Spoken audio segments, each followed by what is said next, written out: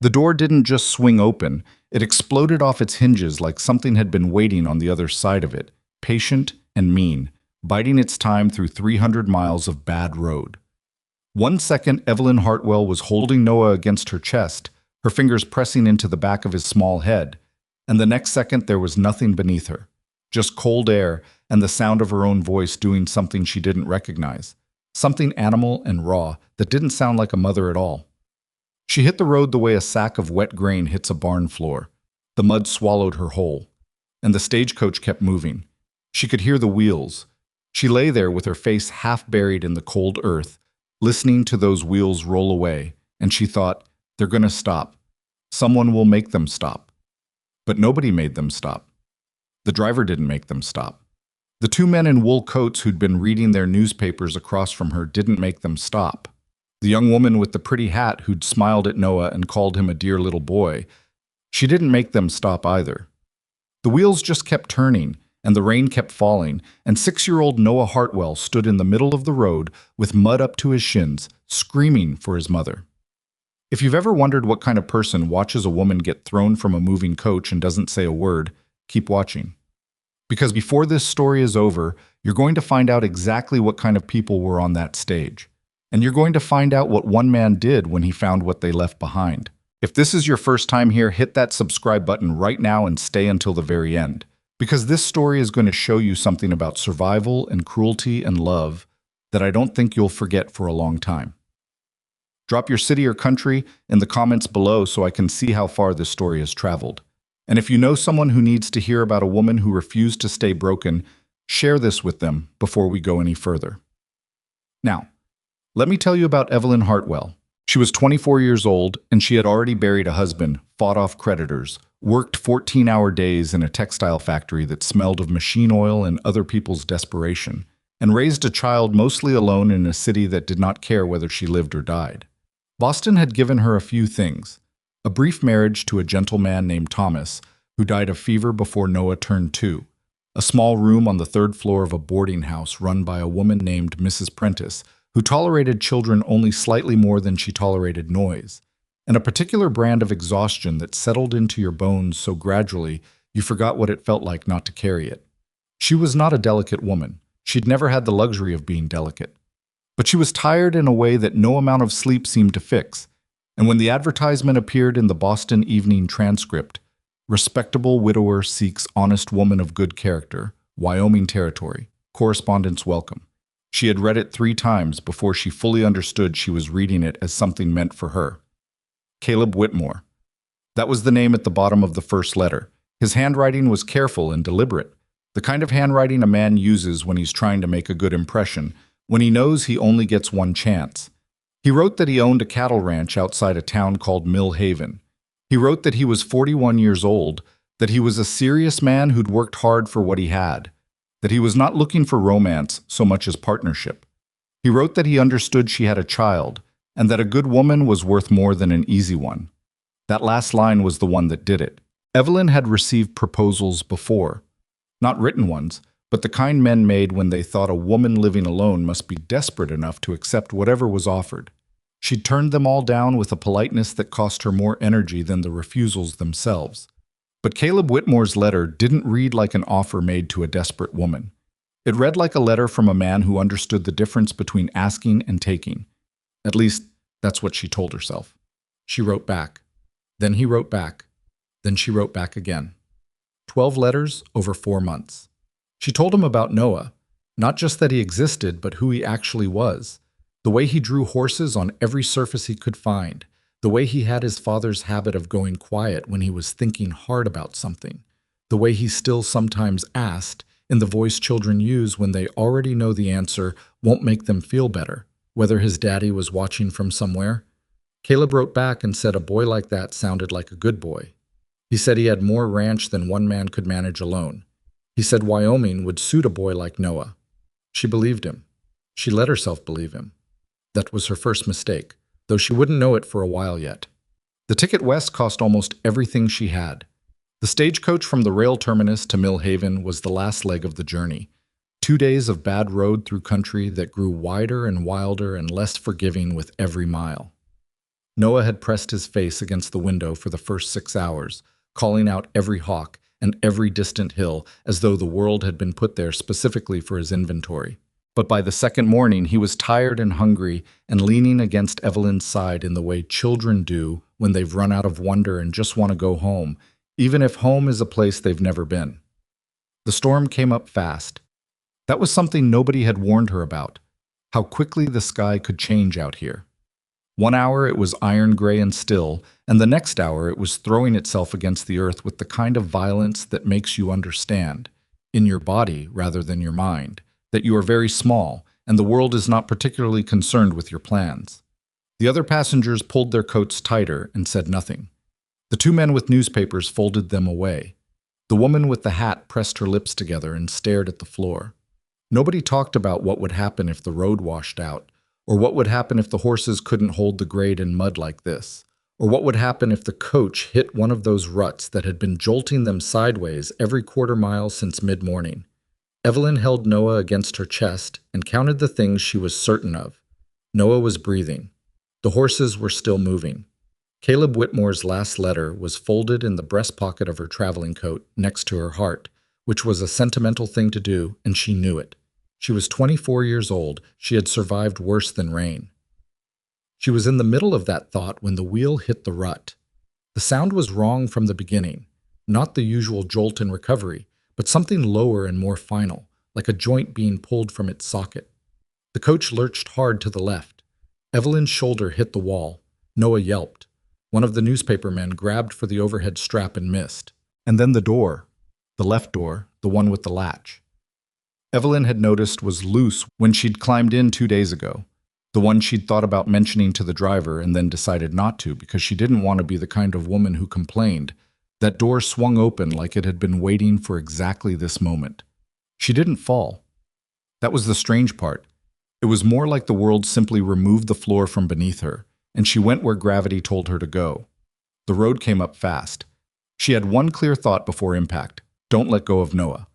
But she'd let go of Noah already when her hands went out instinctively to catch herself, and that was the thing she would carry for a long time after. Not the pain that exploded through her left leg when she hit the ground. Not the sound of her own cry swallowed by the rain, but the half-second of pure animal terror when she didn't know where her child was. She heard him before she saw him, screaming, from the road. Not from the coach. From the road. Which meant he'd jumped or fallen or been thrown in the confusion, and the sound of his voice, even frightened, was the most welcome thing she'd ever heard. "Mama, Mama! I'm here," she said, or tried to say. Her voice came out wrong. "Noah, come here. Come to me." He found her in the mud. He was soaked through, his shoes coming off with each step, his face a mask of tears and rain, and the particular expression children get when they're too scared to cry properly, and the sound just keeps coming out anyway. He dropped to his knees beside her. "You fell," he said, like he couldn't believe it. "I know." She put her hand on the back of his head. "I'm all right." It was a lie, and they both knew it. She could feel her leg. She could feel it the way you feel something that's been broken. Not just pain, though there was plenty of that, but a wrongness, a displacement, a sense that what's supposed to be one thing is now two things where it shouldn't be.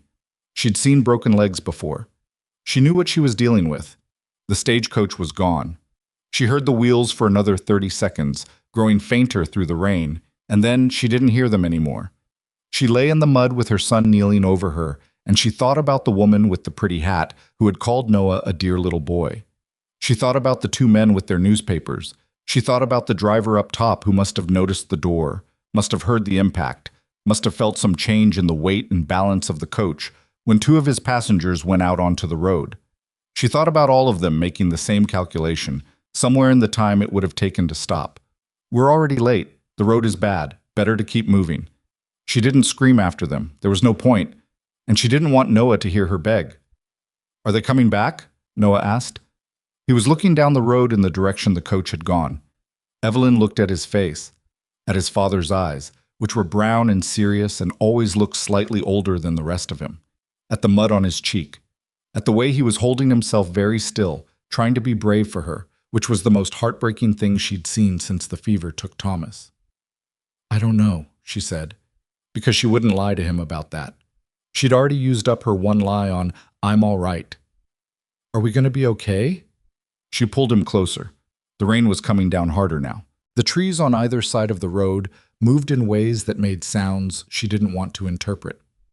The light was starting to go, which meant it was later than she'd realized, and being out here after dark with a broken leg and a 6-year-old was not a situation she had language for yet, because she hadn't fully admitted to herself how bad it was.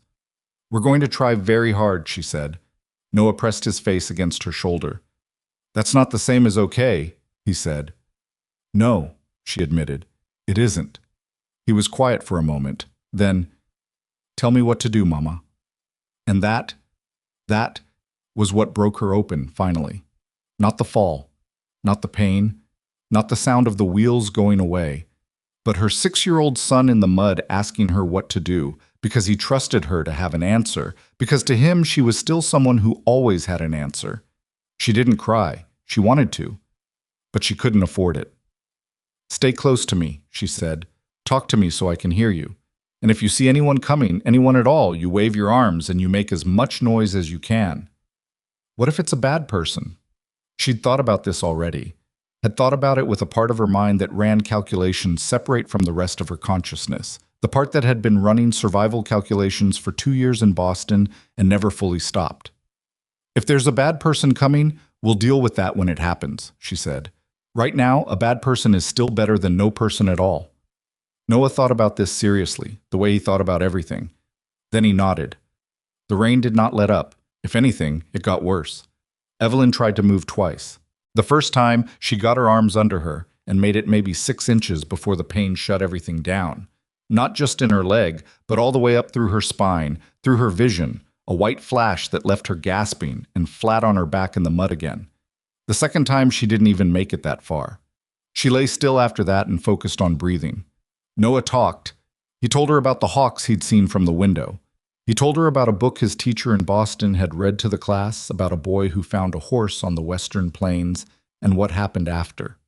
He told her, in the specific rambling way of tired children, about a dream he'd had 2 nights ago on the train, something involving a river and a fish that could talk, and a set of stairs that led somewhere he couldn't quite remember. He talked, and she listened and asked questions when he slowed down, because his voice was the one thing keeping both of them from the particular kind of despair that settles in when you've been still too long in the cold and the dark starts feeling permanent. She was aware of time passing in the way you become aware of it when you can't do anything about it. Each minute distinct and heavy, each degree of fading light a separate small catastrophe. She had begun to think, in the careful, rational way of someone who has decided to face something rather than hide from it, about what would happen when it became fully dark, about what the temperature would drop to, about how long Noah could last in wet clothes, about whether anyone would come looking for them, and when, and from which direction. She had almost let herself arrive at some conclusions she didn't want to arrive at when Noah stopped talking mid-sentence. She looked at him, who was staring down the road, back the way they'd come. "What is it?" she said. "I hear something," he said. She held her breath, strained through the rain. For a moment there was nothing, just water and wind and the creaking of branches.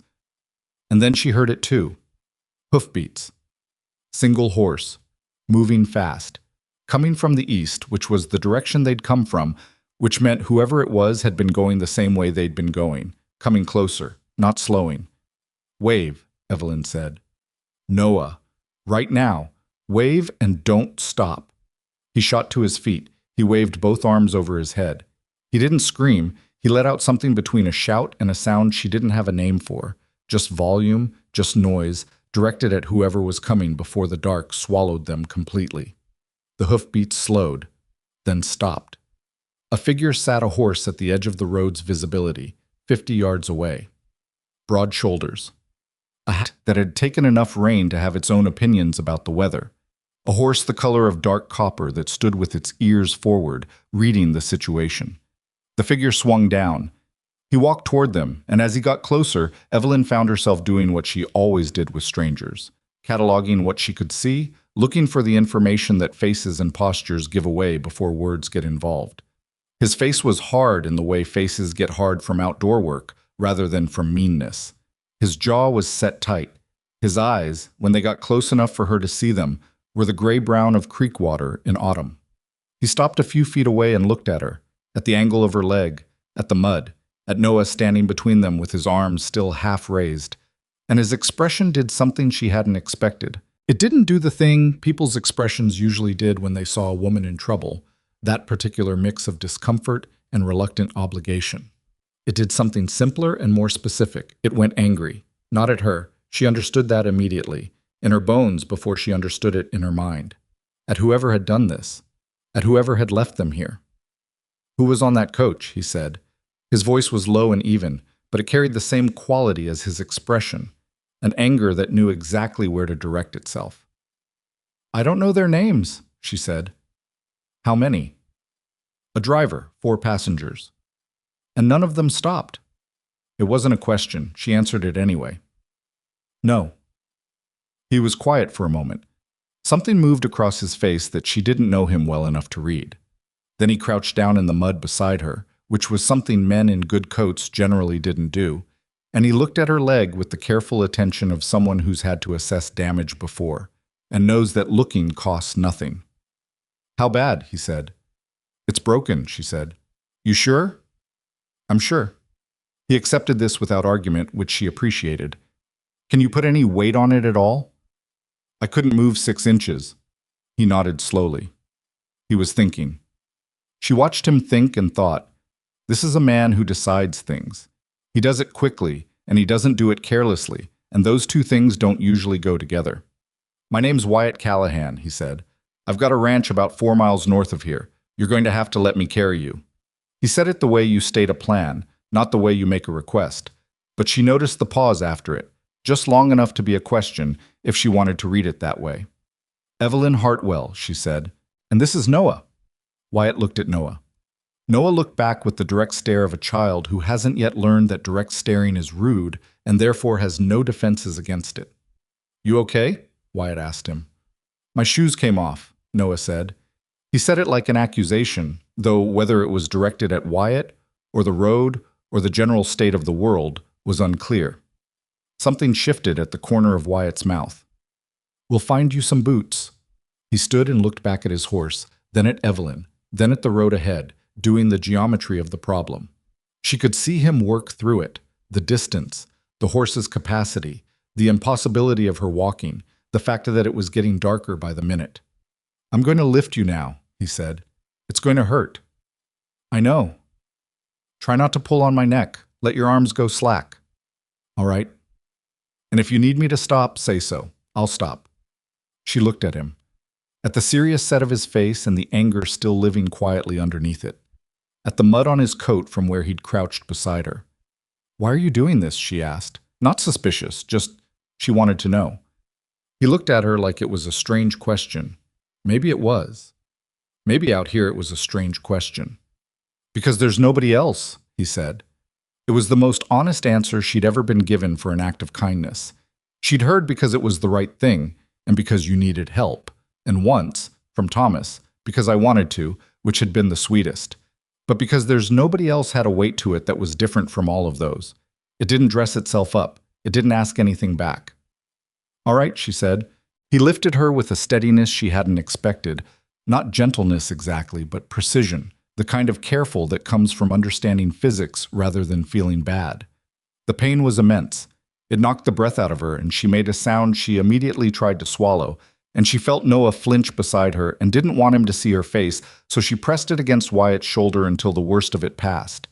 He waited until she stopped shaking. Then he walked to his horse. Getting her into the saddle required 3 attempts and a level of mutual undignified problem-solving that she would have found mortifying under other circumstances. Noah watched with an expression of intense practical concern. Wyatt didn't comment on any of it. When she was finally settled, he lifted Noah up in front of her. The boy settled against her like he'd been designed to fit there. And then Wyatt swung up behind them both with the economical motion of a man who'd done this particular thing 10,000 times and thought nothing of it. He reached around her for the reins, and she felt the solidity of him at her back. Not warm exactly, not yet. They were all too cold for warm. but present in a way she hadn't expected to feel tonight. A few hours ago, she'd had a plan. She'd had letters in her pocket and a name and an address and a future she'd been building in her head for 4 months. That future was still out there somewhere, waiting at the end of this road. But this present was different from that future in ways she didn't have words for yet. Wyatt nudged the horse forward. "Hold on," he said to both of them.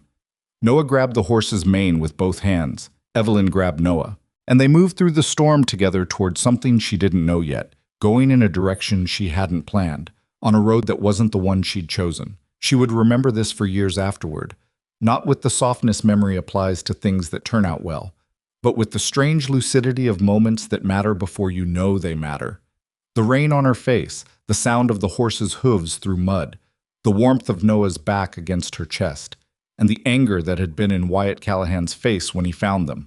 Not at her. Never at her. At whoever had decided that 2 people left in the mud were acceptable losses. She didn't know yet that she was going to spend the next year learning what it looked like when a man's anger was pointed in the right direction.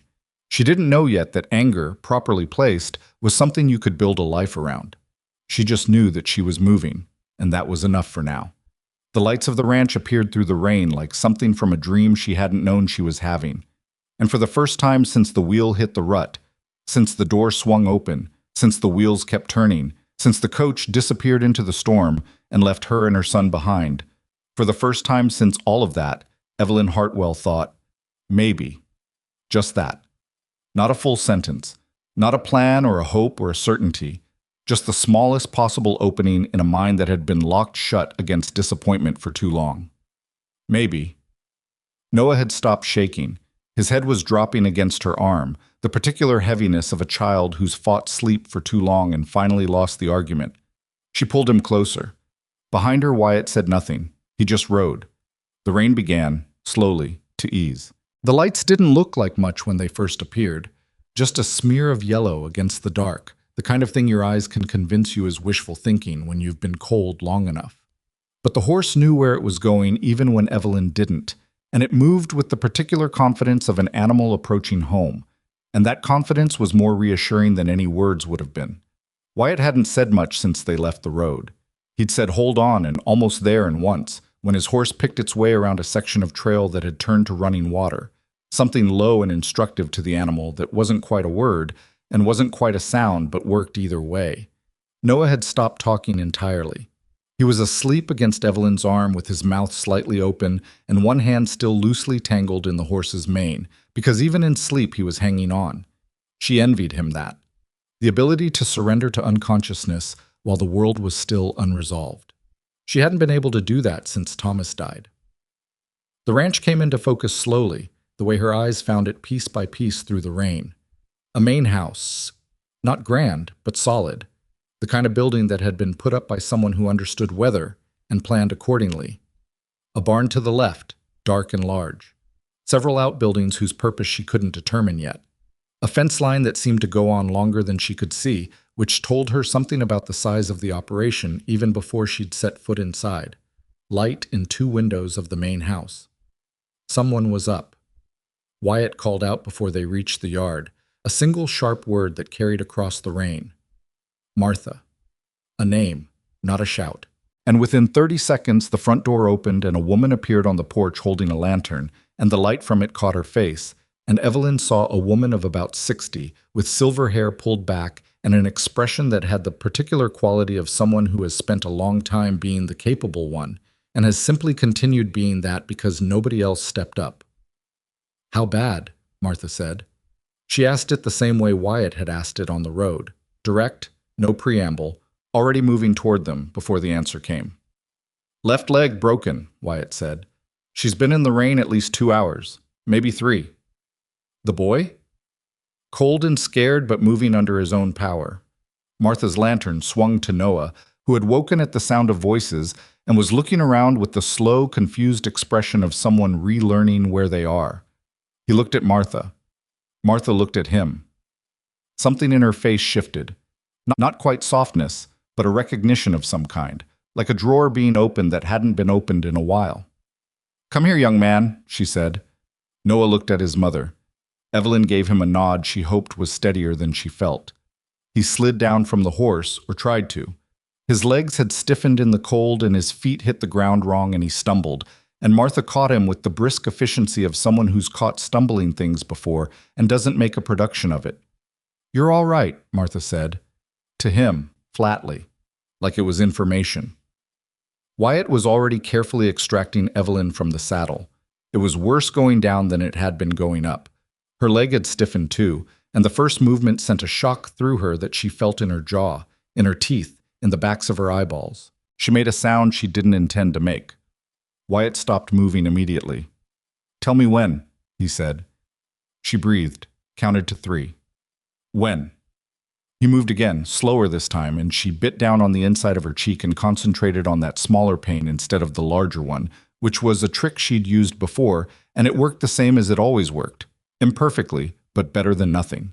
Getting her inside required some rearranging of the usual order of things. Wyatt carried her, and he did it with a straightforwardness that she'd already come to recognize as his particular style, not making it into something it wasn't, not performing effort or solicitude, just doing the thing that needed doing with the attention it deserved, and no extra commentary. Martha walked ahead and opened doors and moved a chair that was in the wrong place and turned up a second lamp in the front room without being asked. The room was spare. A stone fireplace that held a decent fire. A table with mismatched chairs. A rug that had been good once and was now just honest. A shelf of books, which surprised her, though she didn't know why it should. Everything in the room had the quality of things that are where they are because that's where they work. Not because anyone has thought much about arrangement. Wyatt set her down on a long settee near the fire. He straightened up and pushed the wet hair out of his face and looked at Martha. "Doc Greer's in town," he said. "I know where Doc Greer is," Martha said. She was already crouching beside Evelyn, looking at the leg with a clinical attention that didn't involve touching it yet. "Who's going to get him?" "I'll send Clem." "Send Clem and tell him to ride like it matters, because it does." Wyatt left the room without another word. Evelyn heard him cross the porch, heard his boots on steps, heard his voice in the yard giving instructions to someone she couldn't see. Martha looked up at her. "This is going to hurt when I look at it properly. I want you to know that before I start." "I know," Evelyn said. "I've set bones before. Not this kind, but something similar. I'm not going to make it worse." "I believe you." Martha paused. She looked at Evelyn's face for a moment with an attention that felt like it was reading something more than physical damage. "What's your name?" "Evelyn Hartwell."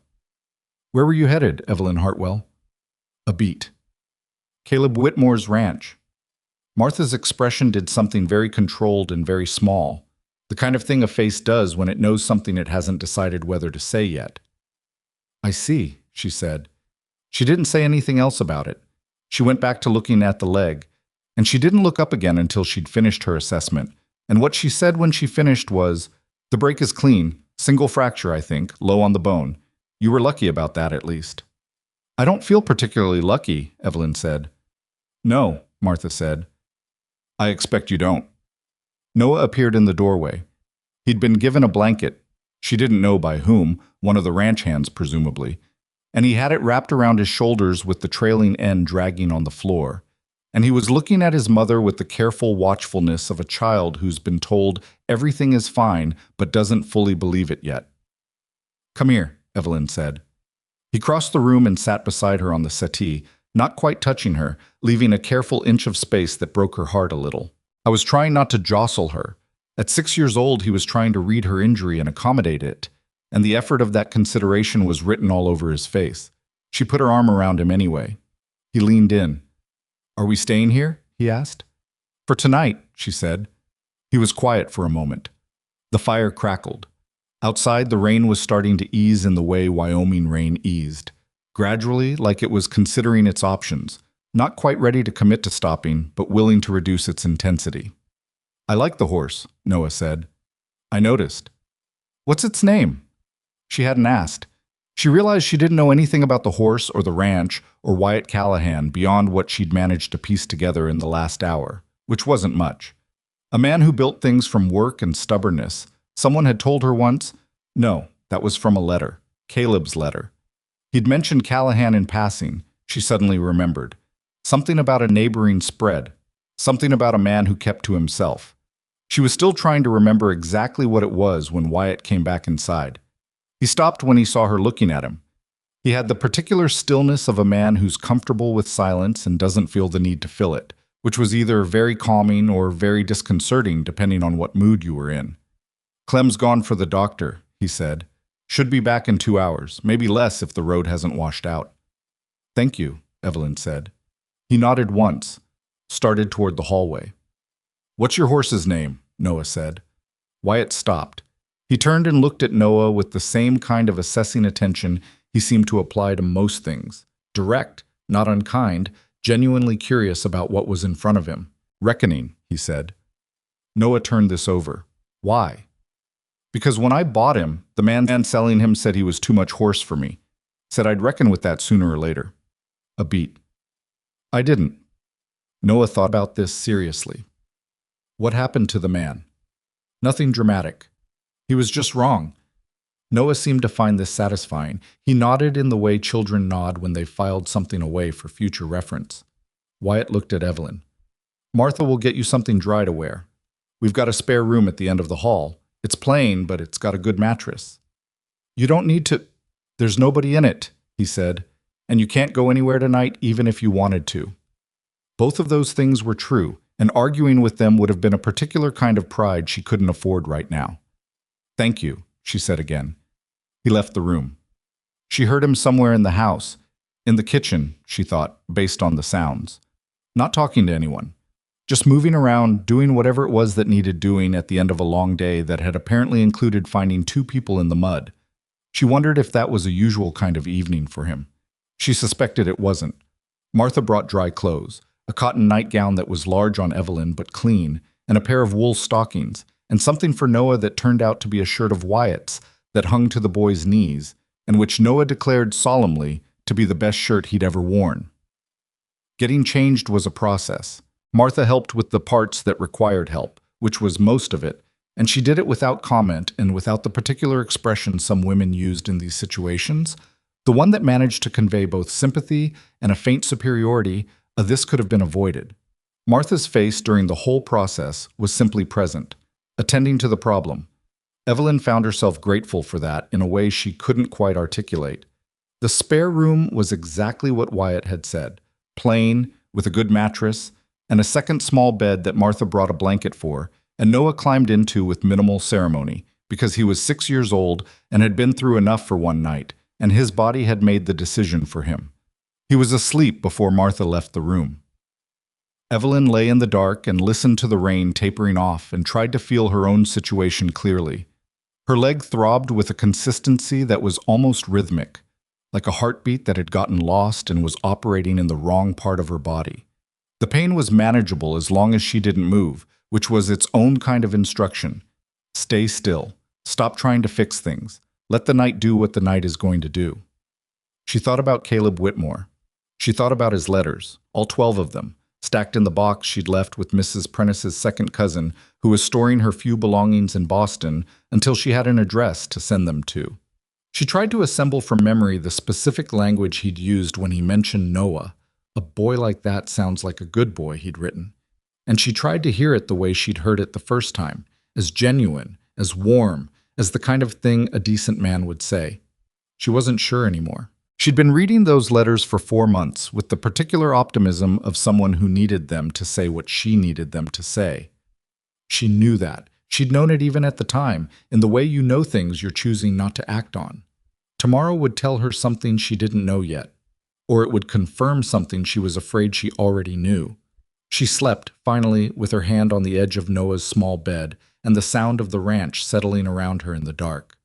Dr. Greer arrived 2 hours after midnight, smelling of horse and tobacco and the particular busyness of a man who'd ridden fast through wet country because someone asked him to. He was short and gray-bearded and moved with the decisive quickness of someone who's been solving problems for 30 years and has learned that hesitation mostly makes them worse. He looked at the leg, pressed 2 fingers against it in a way that made Evelyn grip the mattress with both hands, and said, "Clean break, middle third of the tibia," in the tone of a man confirming something he already suspected. "How long?" Evelyn said between her teeth. 6 weeks minimum before you put weight on it. 8 before it's reliable. I can't, she started. I didn't say you couldn't do anything. I said you can't put weight on it. He looked at her over the top of a pair of spectacles he'd produced from somewhere.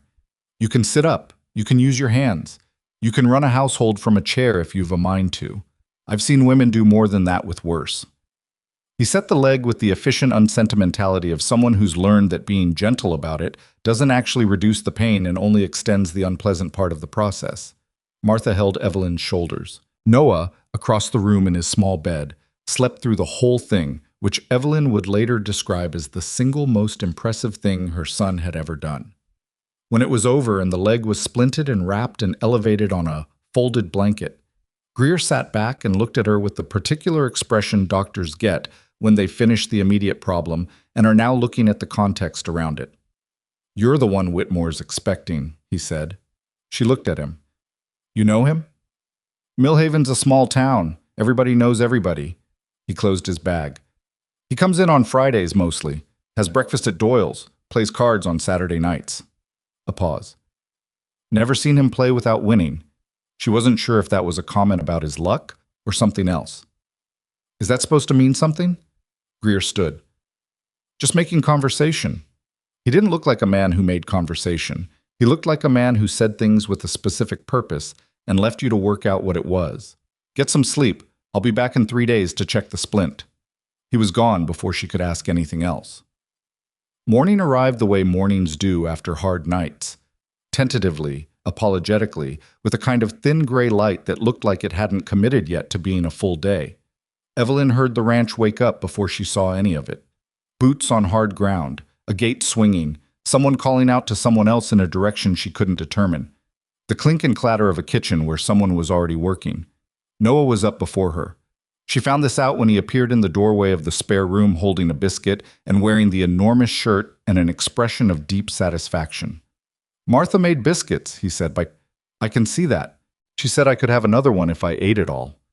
That sounds like a fair arrangement. He came fully into the room and sat at the end of the bed, carefully, like he remembered about the leg. He ate the biscuit with the serious attention he gave to most things he enjoyed, and Evelyn watched him and felt something that was too complicated to be simple relief, but was moving in that direction. Is this where we live now? He asked, still looking at the biscuit. We're guests, she said. Oh, he considered this. But we might stay for a while. A while. Yes. He looked up at her. Because of your leg. Because of my leg. He nodded. Then, Mr. Callahan said I could see the horses after breakfast if I asked one of the hands to take me. He said there's a new foal. She paused. When did you talk to Mr. Callahan? This morning. He was in the kitchen when I came out. He looked at her with Thomas's eyes. He's quiet, but not the bad kind of quiet. She didn't know what to say to that, so she didn't say anything. Noah finished his biscuit and looked at her with the particular expression he used when he was about to ask something he'd been working up to. Is he nice? Noah said. I don't know him well enough to say. He found us, Noah said. He could have just kept going. Yes, she said. He could have. Noah seemed to feel this settled the question sufficiently. He slid off the end of the bed and disappeared back toward the kitchen, trailing the enormous shirt, and Evelyn lay back and looked at the ceiling and thought about what her son had just said. He could have just kept going. She heard Wyatt's voice from somewhere in the house. Brief, practical, directed at someone outside. Not unpleasant, not warm exactly, but not cold either. Just present.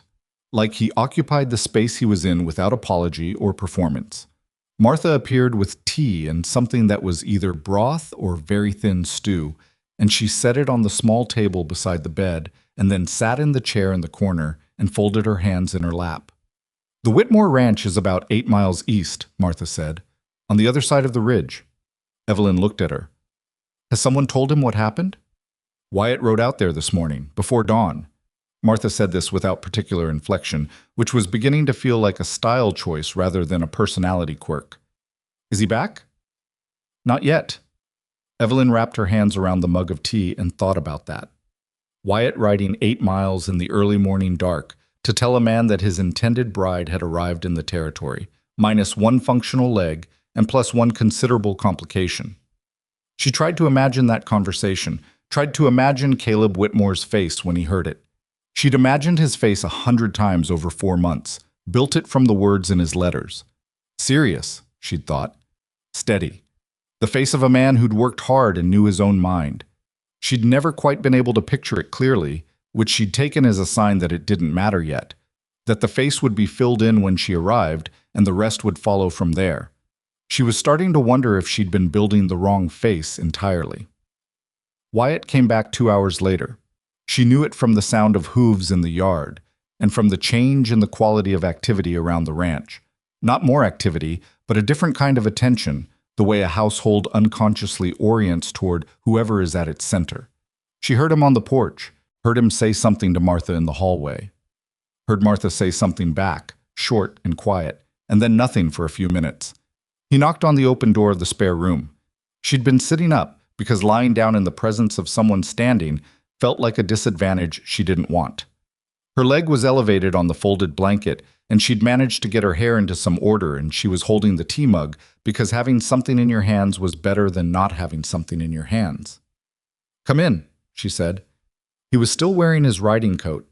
He had mud on his boots and a look on his face that was doing the controlled thing again, the thing where the muscles were set carefully against something he didn't want to show.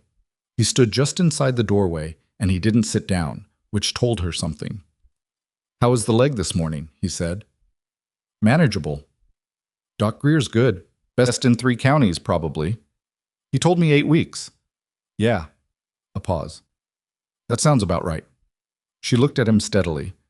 What did Caleb Whitmore say? There it was. The thing the controlled muscles were set against. He met her eyes, because he was the kind of man who did that, and she saw the anger there again, the same anger from the road, still pointing in the same direction. He said he appreciated the information, Wyatt said. He said he was sorry about the accident. That doesn't sound like much. It wasn't. What else? Wyatt was quiet for a moment. The kind of quiet she was beginning to recognize as thinking rather than evasion. He asked about the leg, about whether it would heal straight. He asked about Noah. A beat. Not in the way you'd ask about a child you were worried about. In the way you'd ask about a complication in a business arrangement. Evelyn felt something cold that was separate from the room temperature. You're telling me this because you have 8 weeks to figure out what you want to do, he said, and you can't make good decisions with bad information. She looked at him for a long moment. Outside the window, she could hear Noah somewhere in the yard. She'd know his voice anywhere, asking one of the hands something with great urgency, probably about the foal. She heard the hand laugh, which was a good sign. What would you do? She said. If you were me. He looked slightly surprised by the question. He thought about it without pretending he didn't have a thought, which she appreciated. I'd wait, he said. Let him come to you. See what he does when he's here instead of writing letters. And if he doesn't come? Then you'd have your answer. She nodded slowly. And in the meantime, you stay here, he said. It came out simpler than she expected, like a statement of basic logistics rather than an offer. Martha likes the boy. The hands won't mind. There's more than enough room. Mr. Callahan. Wyatt, he said. Nobody out here calls me that other thing. Wyatt. She said it because he'd asked her to and found that it fit better. I'm not your responsibility. No, he agreed. You're not. He let that sit there for a moment, just the flat truth of it, with the implication that not being his responsibility had apparently not changed what he'd decided to do. My horse found you, he said finally. Reckoning always notices things I don't. If we'd ridden past... He stopped, shook his head slightly. We didn't, so it doesn't matter. He straightened up, pulled his coat closed. I've got work to do, he said. Martha will bring you lunch. If you need anything before then, call out. He left. She heard his boots on the floor, then the porch steps, then nothing but the ordinary sounds of the ranch going about its morning. She sat with her tea, which was cold now, and looked at the window and thought about a man who'd ridden 8 miles before dawn to bring bad news carefully, and then came home and told her the bad news anyway because she deserved to know it. She thought about 12 letters from a man who'd asked whether the leg would heal straight when what a decent person would have asked was whether she was in pain. She thought about Noah asking a stranger the name of his horse and deciding, based on the answer, that quiet wasn't always the bad kind. She didn't come to any conclusions. It was too early for conclusions, and she hurt too much for optimism. But she noticed, and this was the thing she would return to later, when she was trying to understand how her life had reorganized itself around a person she hadn't planned for. She noticed that when Wyatt Callahan left the room felt smaller. Not in a romantic way. Not yet. That kind of noticing was a luxury she didn't have, but in the way that a space feels smaller when whatever's been filling it moves on. When you've been sitting in the presence of something solid, and then it's gone, and you feel the absence not as longing, but as adjustment. The same way your eyes adjust when someone moves a lamp. She set the cold tea down. She looked at the window. Outside, Noah laughed at something, sudden and bright and unguarded. The laugh he'd been saving up for weeks without knowing it, and one of the ranch hands laughed too. And somewhere further off, she heard Wyatt's voice again, brief and low, directing something that needed directing. The day moved on. So did she. Not smoothly, not without pain.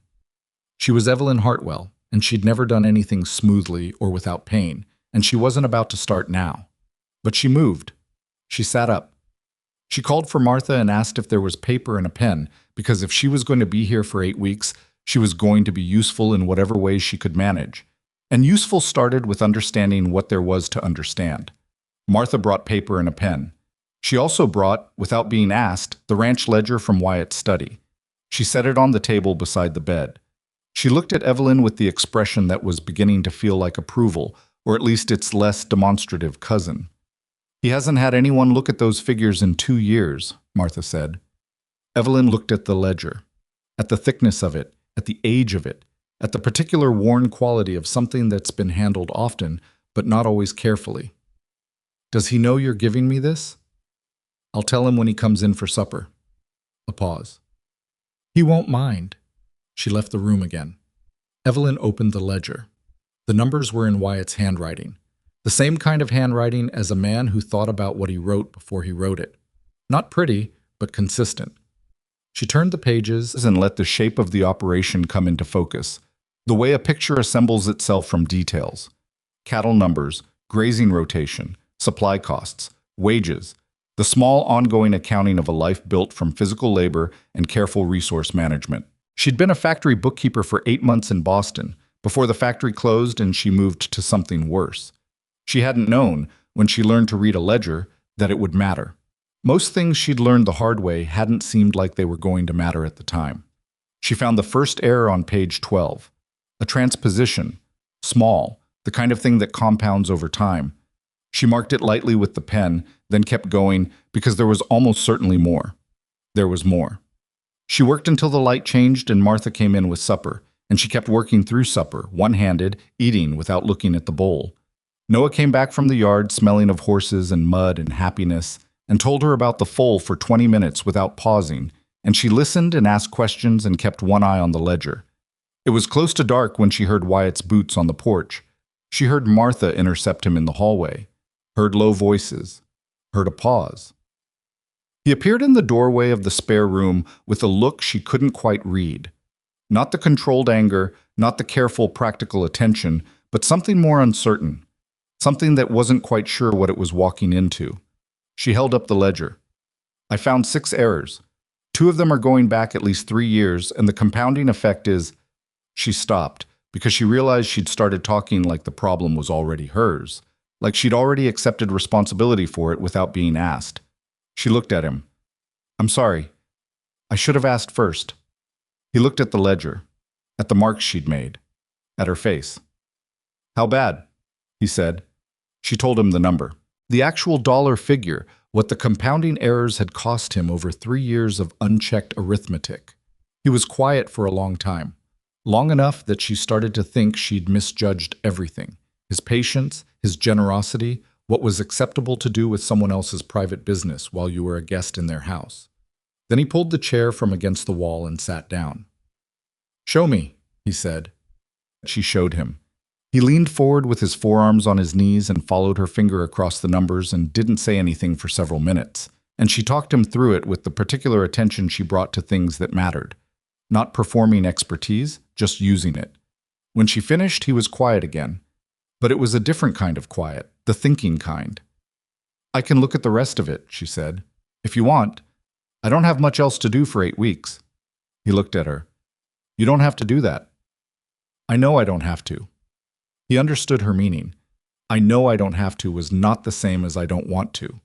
He stood up and he took the ledger from her, and she thought for a moment he was going to put it back in his study, and that would be the end of it. But he set it on the table beside her bed, where she could reach it. He straightened up. He looked at her with the assessment that was becoming familiar. "Thank you," he said. "I should thank you," she said. "I'm the one who keeps saying that and meaning it less generically every time." Something happened at the corner of his mouth that might have been a smile if it had gone any further. It didn't go any further. He left. She heard him in the kitchen, moving around with Martha, their voices low and ordinary. She picked up the ledger again. Outside, the sky had fully committed to night, and the ranch settled into its evening sounds. The horses in the barn, the wind coming down off whatever mountains were out there beyond the dark. The particular silence of open country that was never actually silence, just the absence of human noise. She turned to page 15. She kept going. Caleb Whitmore came on the 5th day. She knew it before Martha said anything because she heard a horse she didn't recognize. The rhythm of it different from Wyatt's hands. Too deliberate, like someone who rode to be seen rather than to get somewhere. She'd been at the table by then because Dr. Greer had come back on the 3rd day, declared the splint acceptable, and told her she could be moved to a chair as long as she kept the leg elevated and didn't do anything stupid. She'd been doing everything that wasn't stupid for 4 days and had made her way through 2/3 of Wyatt's ledger and found 11 errors total, which she'd documented in a separate column with a running correction figure at the bottom of each page.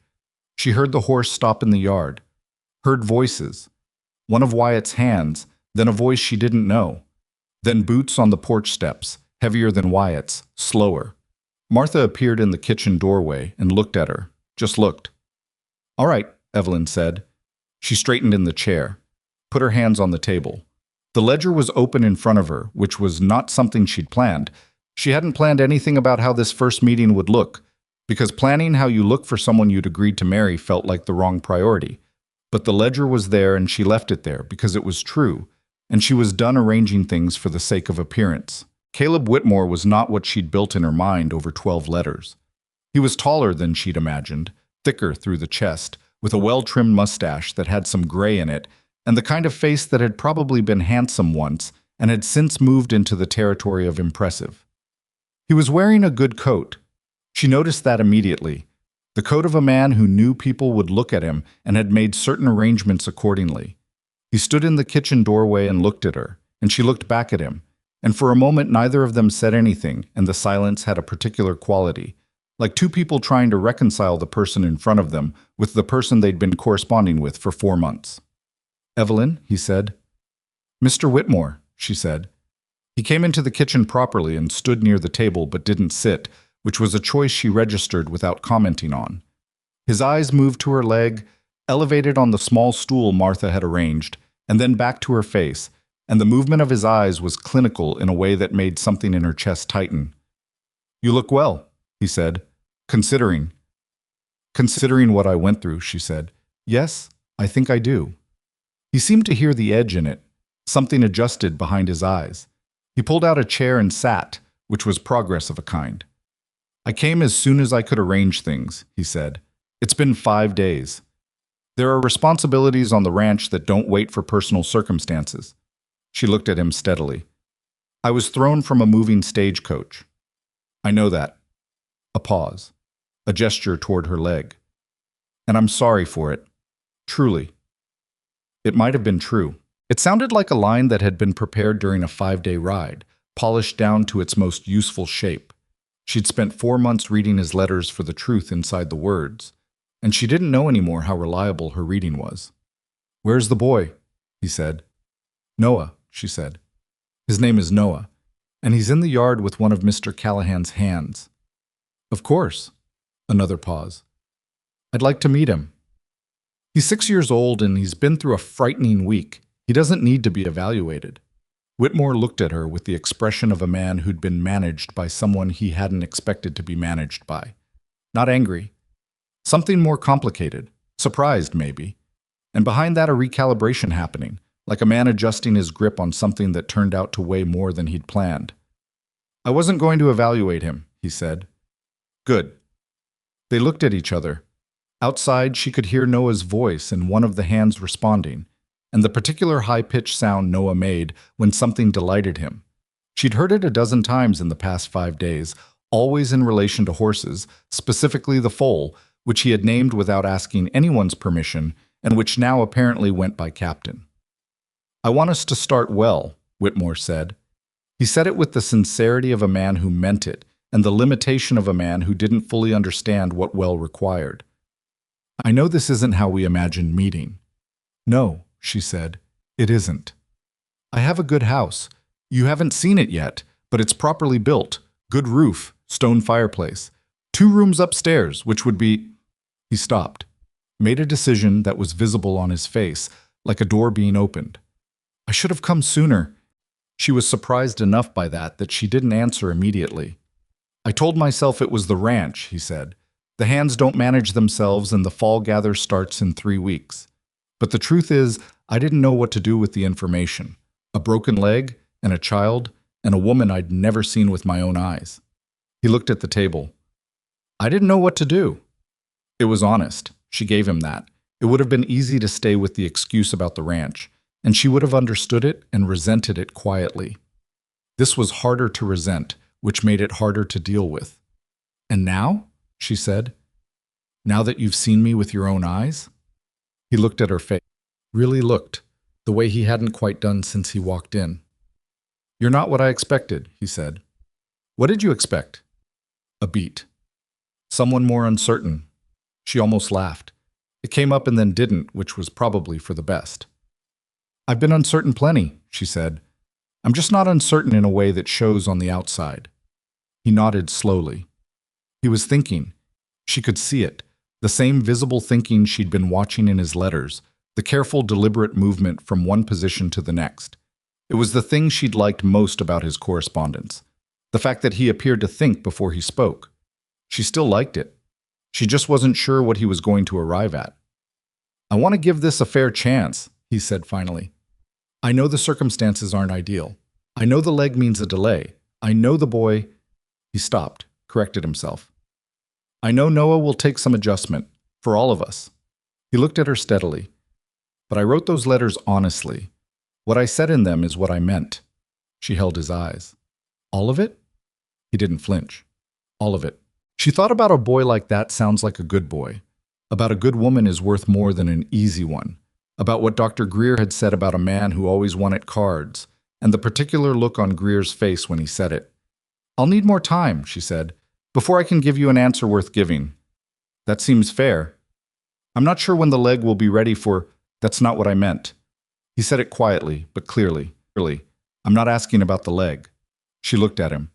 At the good coat and the careful mustache and the face that had recalibrated itself twice in the past 10 minutes. At the man who'd taken 5 days to come and then said something true when he got here. All right, she said, then we'll take the time. He left an hour later, after Noah had come in from the yard and stood in the kitchen doorway with mud on his shins and his father's serious eyes, and looked at Caleb Whitmore with the direct appraisal of a child who doesn't know yet that he's supposed to be diplomatic. Whitmore had crouched down, which was either natural or calculated, she couldn't tell, and said hello and asked about the foal. Noah had answered his questions about the foal with the thoroughness they deserved, which took a while. Whitmore had listened. He'd asked a follow-up question about whether Captain was a good name for a horse. Noah had explained, at length, his reasoning. When Whitmore stood up and looked at Evelyn, something in his face had shifted again, toward something softer, or at least less practiced. He said he'd come back on Friday. She said that would be fine. After he was gone, Noah ate his supper and then looked at his mother across the table with Thomas's eyes. He has a nice coat, Noah said. Yes, Evelyn said. He didn't ask me anything about Captain until I told him about Captain. She understood the distinction. I noticed. Wyatt asked me about Captain the first morning, Noah said, without me saying anything. She looked at her son, at the way he was sitting with that information, not drawing a conclusion from it, just holding it. At 6 years old, he was already doing something she'd spent years learning to do. noticing what people chose to pay attention to before they knew they were being watched. "Go wash your face," she said. "You've got the entire yard on your chin." He went to wash his face. She sat at the table and listened to the ranch settle into evening around her and tried not to assign too much weight to the opinions of a 6-year-old. She didn't entirely succeed. Wyatt came in for supper late that night, later than usual, which Martha attributed with a single raised eyebrow to the fact that the north fence had been giving trouble and 3 of the posts needed resetting, which was the kind of job that ran long and left you in a bad mood. He ate at the kitchen table with his coat still on and didn't say much, and Evelyn was at the far end of the table working on the ledger with one lamp pulled close, and they occupied the same space for 20 minutes without requiring anything of each other. It was Martha who said it. She said it while she was washing the supper dishes, with her back to both of them, which was either tactful or strategic. "Whitmore came today," she said. Wyatt's fork paused. "I know, Clem told me. Evelyn and he talked for an hour." "Martha," Evelyn said. "I'm telling him because he'll wonder and won't ask," Martha said, still washing. "And wondering is a waste of good mental energy." Wyatt looked at Evelyn. His face was doing the controlled thing. "How'd it go?" "Civilly," she said. "That's not a real answer." "No," she agreed. "But it's the answer I have right now." He looked at her for another moment. Then he went back to his supper. She went back to the ledger. Martha finished the dishes. "The north fence?" Evelyn said after a while. "3 posts," he said, "rotted through at the base. Need to replace the whole section before the gather." "Is that the section near the creek?" He looked up. "How do you know about the creek section?" She turned the ledger and pushed it toward him, pointing at an entry from 2 years ago. He leaned forward and looked at it, and she saw the particular expression of a man being shown something in his own records he'd forgotten was there. "You repaired it 2 years ago," she said. "Same section, same problem. The posts lasted less time than they should have because," she pointed to another line, "you used green pine instead of cedar. It was cheaper, but it doesn't hold in wet ground." He stared at the entry. Then he looked at her. "Cedar's harder to get," he said. "I know, but it's cheaper in the long run." She turned the ledger back and kept working. "If you're going to be replacing the section anyway, might be worth the extra cost to do it right this time." He was quiet for long enough that she thought she'd overstepped, gone from useful to presumptuous, from helping to intruding. She kept her eyes on the ledger. "Yeah," he said finally. "Might be." She didn't push it. He finished his supper and took his plate to the sink and looked at the ledger on the table, at her handwriting in the margins, at the organized columns of corrections. "How many errors now?" he said. 11 confirmed. I'm through most of the main entries, but there's a secondary ledger somewhere. Filing cabinet in the study, top drawer. I'd need someone to bring it." He went and got it. She didn't ask herself that night whether she was doing this because it needed doing or because she needed something to do that made her feel like a person who contributed rather than a person who was simply housed. Both could be true at once. She was practical enough to know that. But there was also something else, which she admitted to herself in the small hours of the morning when the ranch was fully quiet, and she was still at the table with the secondary ledger and a second lamp she'd found in the pantry. Something about the way the numbers told a story, about the way a cattle operation the size of Callahan Ranch was really just the accumulated weight of 100 small decisions made by one man over many years, and the way those decisions showed you who the man was more clearly than he probably intended. He hadn't overpaid himself. He'd paid his hands fair wages at a time when other ranches were cutting. He'd invested in the barn before the house, which told her about his priorities. He'd carried 2 of his hands through a bad season without docking their wages, which wasn't required and wasn't in any contract, but was there in the ledger plain as anything, a line item that said something about a man whether he'd meant it to or not. She turned to the next page, kept going. The weeks had their own rhythm after that, different from what she'd expected, and different in ways that mattered. Whitmore came on Fridays, as he'd said he would. He sat in the kitchen with her and they talked, about the ranch, about Wyoming, about Boston, about Noah. He was trying. She could see the effort in him, the deliberateness of a man making good on a commitment, and she respected the effort even when the result fell short in ways she couldn't always name. He brought her things, once a book, once a jar of good preserves from a woman in town who apparently made the best in the territory. And she thanked him, and he sat with his coffee, and they talked. And sometimes it felt like the letters, and sometimes it felt like something else entirely. He was patient with Noah. She watched for this carefully, the way you watch for the thing that will tell you what you need to know. He asked Noah questions about Captain. He listened to the answers. He brought the boy a pocket knife, an actual folding knife with a bone handle, which had caused Martha to inhale sharply and Evelyn to hold still and Whitmore to explain seriously to Noah about the rules of carrying a knife. Noah had received this instruction with enormous gravity and had not yet cut himself, which was its own kind of success. He wasn't warm with Noah, but he was trying not to be indifferent, and in a man who hadn't had children and hadn't particularly wanted them until he'd decided that a wife probably came with one, trying not to be indifferent was not nothing. She watched Wyatt with Noah too, because she couldn't help watching Wyatt with Noah. It was different. It was effortless in a way that made it impossible to compare fairly, which she tried to remind herself of.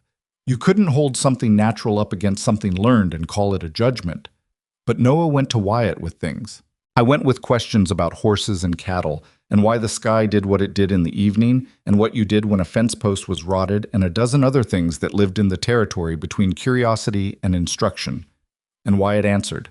Sometimes in 2 sentences, sometimes in 5 minutes, always straight, always like the question deserved a real answer. One morning she came to the kitchen on her crutch. She'd been given a crutch on the 2nd week, when Greer confirmed the bone was setting properly, and found Wyatt and Noah at the table with a piece of leather and a small knife and a look of concentrated joint focus that she recognized as a project. She stood in the doorway and watched for a moment. "Like that?" Noah said. "A bit more pressure. Let the knife do the work, don't push it." Noah tried. He looked at the result. "It's crooked. First one usually is." "What do I do?" "Start the next one straighter." Noah looked at the leather, at the crooked mark, at Wyatt. "You could just fix it." "I could," Wyatt said, "but then you'd know how to have something fixed, not how to do it." Noah considered this with the seriousness it deserved. Then he started the next one. Evelyn went to put the kettle on and didn't say anything and tried not to think too hard about what she'd just seen, because thinking too hard about it meant comparing it to something else. And she'd told herself she was done making comparisons before she had enough information. She didn't quite manage to keep that promise. The first real trouble came in the 4th week, and it came from a direction she hadn't anticipated. She'd been in the kitchen one afternoon when she overheard 2 of the ranch hands talking on the porch. They weren't trying to be quiet. They didn't know she was near enough to hear, and the conversation had the ease of men talking about things that seemed settled, which made it worse when she understood what they were talking about. "Heard Whitmore's having second thoughts," the first one said. He was the one they called Clem, the one who'd ridden for the doctor that first night. "About the woman?" the second one said. "About the whole arrangement. Heard he told somebody in town the leg was going to be a problem for longer than he'd planned." A pause. "Shame. She seems like good people." "She is," Clem said. "That's the thing. She's sharp. She's decent to everybody. The boy's a good kid. But Whitmore's got ideas about what a wife is supposed to be able to do and when, and 8 weeks of convalescing wasn't in his ideas. What's he going to do? Don't know, but if he decides not to follow through, that's a woman in a bad spot."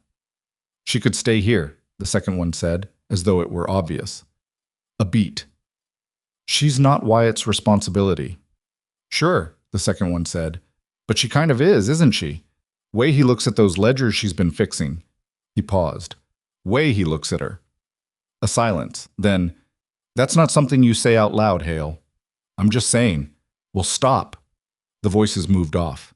She stood in the kitchen with the kettle in her hand and the water going cold, and a sound in her ears that was either the blood moving in her head or the wind coming down off the mountains. She put the kettle down. She stood there for a moment in the particular stillness of someone who has just received information they weren't ready for and are now taking inventory of their own reactions to see what she actually thought about it. She thought about Whitmore coming on Fridays in his good coat, about the knife he'd given Noah, about the 2 sentences he'd said when he was honest, "I didn't know what to do," and the way she'd found that harder to resent than the easier lie would have been. She thought about a man who always won at cards. She thought about Wyatt at the table with a piece of leather and her son saying, "Start the next one straighter." She thought about a ledger, about green pine versus cedar, about a man who'd carried his hands through a bad season without docking their wages. She picked up the kettle and put it on the stove and told herself very firmly that she was going to think about this later, when she was somewhere private and the information had settled enough to look at clearly. Right now there was tea to make and a ledger to finish, and a leg that still had 3 more weeks of healing in it, and she was not going to make any decisions or draw any conclusions on the basis of a conversation she'd overheard between 2 ranch hands who might be wrong. She made the tea. She went back to the table. She opened the secondary ledger and found her place and started from where she'd stopped, and she read numbers for an hour without registering a single one of them. Whitmore came on Friday. She'd been watching herself carefully since the overheard conversation, testing her own reactions for what they told her, trying to determine whether she was inclined toward him less than she'd been before, or whether the inclination had never been quite what she'd thought it was. The truth, which arrived somewhat unexpectedly as he was sitting across from her talking about his plans for the fall gather, was this. She had been inclined toward the idea of Caleb Whitmore, toward the letters, toward the relief of a solution, toward the security of a name and an address and a future that didn't require her to keep inventing herself from scratch. She had been inclined, very reasonably, toward not being alone. The man himself was harder to be inclined toward, not because he was bad. She didn't think he was bad, but because the gap between the man in the letters and the man in the kitchen on Fridays was wider than she'd admitted to herself, and she'd been closing that gap with hope in a way she recognized from other situations and had never found sustainable. He was telling her about a water rights dispute with a neighbor to the south when the thought arrived with the clarity of something that had been working its way through a wall for weeks. She was sitting here because a stagecoach door flew open and there was nowhere else to go. Not because she'd chosen to sit here, and that was different from choosing to stay. "Evelyn," Whitmore said. She came back. He was looking at her. "I lost you for a moment," he said. "I'm sorry. I was thinking." "About what?" She looked at him, at the good coat and the honest eyes and the man who'd come on 5 Fridays in a row and tried visibly with whatever equipment he had. "About what I actually want," she said, "as opposed to what I thought I wanted when I was in Boston and things were different." He was quiet. Something in his face went very still. "Those aren't the same thing anymore?" he said. She looked at him. She owed him honesty, the same honesty she'd given herself. "I don't know yet," she said, "but I think I need to know before either of us goes any further." He was quiet for a long time, long enough that the sound of the yard came in through the window, Noah's voice and one of the hands, and distantly the sound of reckoning moving in the paddock. Long enough that she had time to regret saying it, and then decide she didn't regret saying it, and arrive at a place that was neither regret nor relief, but something in between, which was probably the most honest place she'd been in months. "All right," he said finally. He said it without anger, which she respected, without the particular wounded pride of a man who'd expected a different answer. He said it the way he said most things, after thinking about them. "What do you need from me while you figure it out?" She thought about that. "Just Fridays," she said. "Keep coming on Fridays." He looked at her. "And in the meantime?" "In the meantime, I'm going to finish fixing someone's ledger," she said, "and figure out what I actually want, and teach my son not to cut himself with that knife you gave him." Something moved in Whitmore's face that might have been a smile. It was the most genuine thing she'd seen from him. "Fair enough," he said. He left an hour later. She watched him ride out of the yard on his deliberate horse, and then turned back to the table and sat down and put her hands flat on the closed ledger and breathed. Martha came and stood in the kitchen doorway. She didn't say anything because Martha understood the value of not filling silences that were already doing work. "I told him I needed more time," Evelyn said. "Good," Martha said. "You think I'm doing the right thing." "I think you're doing the honest thing," Martha said, "which is usually the same but takes longer." She went back to whatever she'd been doing. Evelyn sat at the table and looked at the ledger and thought about a stagecoach door swinging open in the rain, and about how the road that broke her leg was the same road that had brought her here, and about how you couldn't know yet sometimes whether a disaster was just a disaster or the beginning of something you didn't have a name for. She opened the ledger. She started where she'd stopped. Outside, Noah was arguing cheerfully with one of the hands about something involving Captain's feeding schedule, and the hand was losing, and Wyatt's voice came from somewhere near the barn, brief and level. and something in the yard rearranged itself in response to that voice the way things did, the way they had been doing for 5 weeks. And Evelyn turned to the next page and kept going and did not look up. Whitmore didn't come the following Friday. He sent a note instead, delivered by a boy from town on a horse too big for him, and the note said there was trouble on his south fence line. The water rights dispute he'd mentioned had escalated into something requiring his attention, and he'd come when he could. He signed it C. Whitmore and not Caleb, which might have meant nothing, and probably meant something.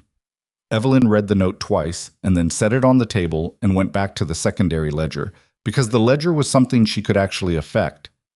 Dr. Greer came that same afternoon for what he called a final evaluation, which turned out to mean he pressed his fingers against her leg in 2 places, asked her to flex her foot, watched her walk the length of the kitchen on the crutch, and said, "Another 2 weeks, and you can put partial weight on it." He said it like good news, which it was, even though 2 weeks felt both very close and extremely far away depending on which part of her was doing the measuring. "Healing well," he said, packing his bag. "Better than I expected, honestly." "Why better than you expected?" He looked at her over the spectacles. "Most people lie around when they're injured. You've been working 12 hours a day." "It's not my injury that needs the rest," she said. He made a sound that was approximately a laugh and left. Martha walked him to the door, and Evelyn heard them talking briefly in the hallway, their voices low, and she didn't try to hear what they were saying because she was learning that Martha and Greer had a long history of saying things at half volume around each other that they'd apparently decided the rest of the world didn't need. What she did hear clearly, on Greer's way out, was him saying, "She's going to be fine, Martha. It's everything else I'd watch." She didn't know what that meant. She put it away with the other things she was storing for later. Wyatt had been absent in a specific way for the past week and a half, present on the ranch, doing the work that the fall gather required, visible at supper and occasionally in the study after, but occupying a slightly wider distance than he had before. Not cold, not different in any way she could have pointed to if someone had asked her directly. Just a few degrees removed from the particular ease that had been building in the kitchen over the weeks of ledger work and shared table, and the small ongoing adjustments of 2 people learning to exist in the same space. She'd noticed it the way you notice a change in weather before you can name what's changed. Something in the air that's slightly different from yesterday, a barometric thing that your body registers before your mind catches up. She didn't know what had caused it. She had suspicions. It was Clem who told her, without meaning to, while she was sitting on the porch one morning getting some air. He came around the corner of the house with a coil of rope over his shoulder and stopped when he saw her, and the stopping told her he hadn't expected her to be there. And the expression on his face when he stopped told her he was a man carrying something he'd been carrying for a few days and was tired of it. "Clem," she said. "Ma'am." He started moving again, slower. "You look like you want to say something." He stopped again. He looked at the rope. He was a man of maybe 35, weathered and direct. One of those people who'd grown up honest and never found a compelling reason to stop. He shifted the rope on his shoulder. "Whitmore's been talking in town," he said. She kept her face neutral. "About what?" "About you." A pause. "About the situation. What he's going to do." He looked uncomfortable in the way of a man who has decided to say an unpleasant thing because not saying it is worse. He told a couple of men at the card game that he was thinking about not following through, that the whole arrangement had complications he hadn't planned for. She was quiet for a moment. The leg, and Noah. He looked at her, and maybe just that things hadn't gone the way he'd imagined. "Does Wyatt know?" Something moved in Clem's face. "He heard it yesterday. Somebody from town mentioned it." That explained the distance. She turned that information over and looked at it from a few angles. Wyatt had heard that Whitmore was likely backing out, and instead of coming to tell her, he'd put 3 degrees of space between them and focused very hard on fence lines and cattle counts. She understood why. She didn't know yet whether she was grateful for it or not. "Thank you," she said to Clem. "I probably shouldn't have said anything," he said. "You should have," she said. "I needed to know." He nodded once, shifted the rope again, and went on around the house. She sat on the porch in the thin morning light with her leg extended on the step and thought about what it meant to have information and not yet know what to do with it. Whitmore came 6 days after the note, on a Thursday instead of Friday, in the middle of the afternoon when she was at the table and Wyatt was out at the north pasture and Noah was somewhere in the barn with Captain. He came with the bearing of a man who has decided something and has arrived to deliver it, and she recognized that bearing from other contexts, and she closed the ledger before he sat down. He sat down. He folded his hands on the table. He looked at her. "I've been thinking," he said. "I know," she said. He paused. "What do you know?" "That Millhaven is a small town." He absorbed this. His jaw tightened briefly and then released. "People shouldn't talk," he said. "No," she agreed, "but they do." He was quiet for a moment. Then, "What I said, in town, I said it in a context. I was thinking out loud with men I considered discreet. Card players are rarely discreet." "No," he said, "they're not." He looked at his hands. "What I said I wasn't trying to damage anything. I was genuinely trying to work through something I hadn't figured out yet." She looked at him steadily. "And have you figured it out now?" He raised his eyes to hers. "I want to be honest with you." "Please." A breath. "The situation is not what I planned for. I'm not saying it to be unkind. I'm saying it because it's true, and I think you deserve the true version." He kept his eyes on her face. "I had a specific picture of what this would look like. You'd arrive, we'd have a few weeks to know each other, we'd marry before the winter set in. A wife who could run a household from the start. No complications. No broken leg," she said. "No child who was already a person. Noah is a fine boy," he said. It came out with enough sincerity that she believed it. "But," she said, "but I didn't plan for a boy at all. I thought I had. I thought a woman comes with her child. That's part of the arrangement. I understood that. But understanding it in a letter and sitting across from a 6-year-old who looks at you like he's deciding what you are, those are different things." She was quiet. This was the most honest he'd been, by a long distance, and she was watching the honesty arrive the way you watch something fragile move across unsteady ground, hoping it makes it, aware of what it costs if it doesn't. "What are you deciding?" she said. He looked at her. "I'm deciding whether I'm the man I thought I was when I wrote those letters," he said, "or whether I wrote them as the man I wanted to be rather than the man I actually am." She didn't answer immediately. She sat with that and turned it over and found that it was one of the truest things she'd ever heard a man say about himself, and that it complicated everything considerably. "I appreciate your honesty," she said. "That sounds like a beginning and an ending at the same time," he said. "Yes," she said. "I think it does." Another silence. Outside, she heard Noah's voice from the direction of the barn, and then a sound that was probably Captain doing something unanticipated. She heard one of the hands laugh. "I haven't made a decision," Whitmore said. "I want you to know that. I haven't decided anything." "But you're close." "I'm close," he admitted. She nodded once. Slow. "When you decide," she said, "don't make me hear about it from a card player. Come and tell me yourself." "Yes," he said. "I will." He left. She sat at the table for a long time after, not looking at the ledger, not looking at anything in particular. The afternoon light moved across the kitchen the way it did. Wyoming light, which was different from Boston light, wider and more horizontal, like it was covering more ground and knew it. She thought about what it would mean if he decided not to follow through. Practically.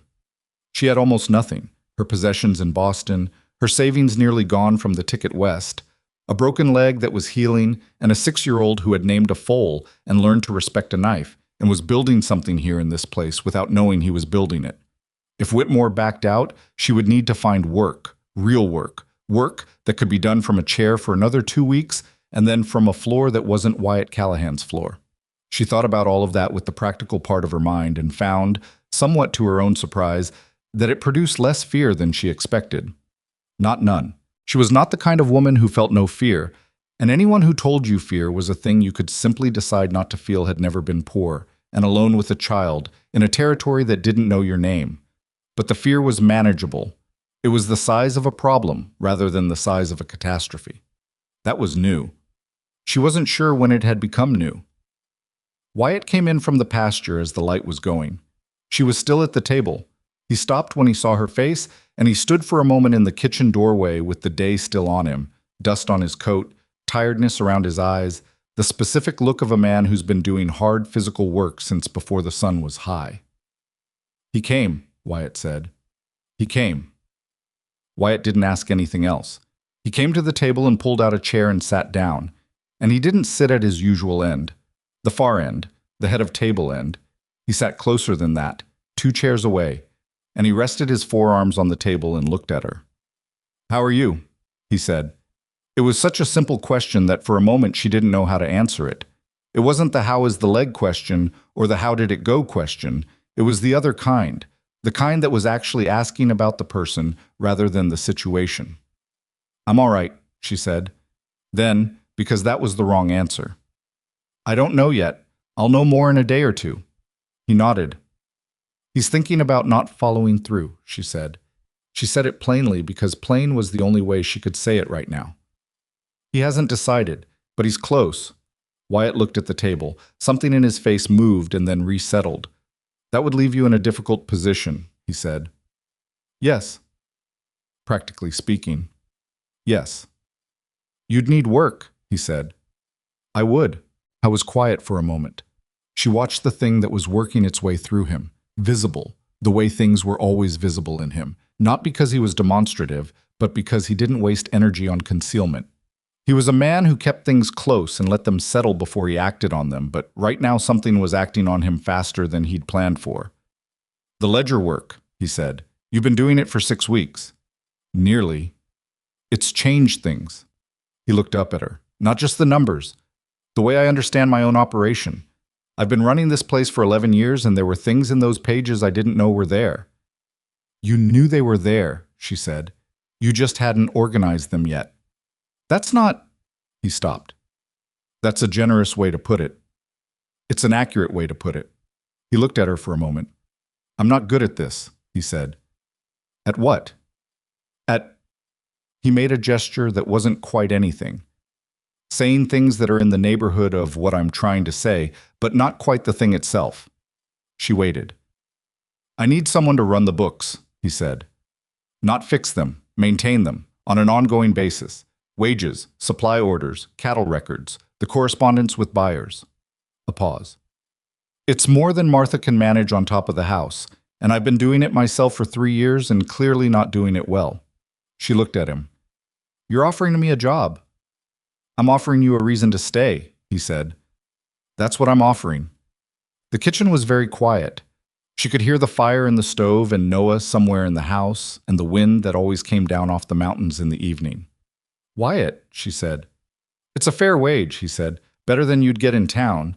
You and Noah would keep the room. Martha—" He stopped, started again. "Martha's been telling me for years she needed help with the house. She just never asked for it outright because asking for things outright isn't something Martha does." "Wyatt," she said again. He looked at her. "I know what I'm doing," he said. "I just want you to know I know. I'm not— This isn't pity. I don't have a lot of time for pity. This is—" He stopped for the 3rd time, and the stopping was somehow more revealing than anything he'd managed to say. He looked at the table and then back at her. "You're good at this work. Better than good. And I need someone who's good at it, and I'd rather it be you." She sat with that for a moment, with the weight of it and the shape of it and the careful, ordinary language he'd used to say something that wasn't ordinary at all. "What happens if Whitmore follows through?" she said. "What happens if he comes on Friday with the decision to honor the arrangement?" Something moved in his face. "Then you'd have a choice to make," he said, "and I'd want you to make it knowing you had options." She looked at him for a long time, at the dust on his coat and the tiredness around his eyes, and the way he was holding himself very still in the way he held himself still when things mattered, and he didn't want to push them. "Let me think about it," she said. "Take whatever time you need," he said. He got up and went to wash for supper, and she sat at the table and didn't think about the ledger, or Whitmore, or her leg, or Boston, or any of the practical considerations that had been stacking up like cordwood for 6 weeks. She just sat there and felt the specific quality of what had just happened settle into the room around her. She'd been offered a reason to stay, not a rescue, not charity dressed as something else, a reason. with wages and a room and a 6-year-old who'd named a foal and a woman who made biscuits and didn't fill silences that were already doing work. She wasn't sure yet what she was going to do with it, but she knew what it felt like to be offered a thing that saw you clearly, and that was different from most things she'd been offered lately. Whitmore came on the following Friday, as he'd said he would. He came in the late morning, and she was at the table with the ledger, and Noah was at the other end of the table working on what he called a map of the ranch, which was an ambitious project involving a great deal of pencil and several modifications and a level of cartographic confidence that did not fully match his experience. He looked up when Whitmore came in, gave him the assessment, said morning, and went back to the map. Whitmore said good morning back. He sat down. He looked at his hands. She closed the ledger. She waited. "I've made a decision," he said. "All right," she said. He looked up. His face had the quality she associated with the most honest moments she'd seen from him. Not the composed version, not the good coat version, but the actual face of a man trying to do something he's not sure he's capable of. "I think I wrote those letters as the man I wanted to be," he said. "I think you deserve to receive them from the man I actually am." He held her eyes. "They're not the same man. I've spent 2 months trying to close that distance, and I don't think I've done it." She was quiet. "You're more than I knew how to plan for," he said. "You and Noah both. The ways you're more are good ways. I'm not saying there's something wrong with you. I'm saying I looked at my life and I couldn't see where you fit in it the way you actually are, rather than the way I'd imagined." "And Noah," she said. "And Noah." He nodded. "He deserves someone who wants him there, not someone who's decided to accommodate him." A beat. "I don't want him there the way he deserves to be wanted. I've tried to want it, and it's not in me the way it needs to be." It was the most honest thing he'd said. It was also the truest thing he could have said about Noah specifically, and she felt something release in her chest that she hadn't realized she'd been holding. "I'm sorry," Whitmore said, "for the letters, for letting you travel all this way on the strength of something I wasn't sure was real." "Did you mean them?" she said, "when you wrote them?" He was quiet for a moment. "I meant what I understood them to mean," he said, "which I think is different from meaning them fully." She nodded. "Yes," she said. "I think it is." There was a silence between them that wasn't comfortable but wasn't hostile either. It was the silence of two people acknowledging that something is over before it properly began, which is its own kind of grief, even when it's also a relief. "What will you do?" he said.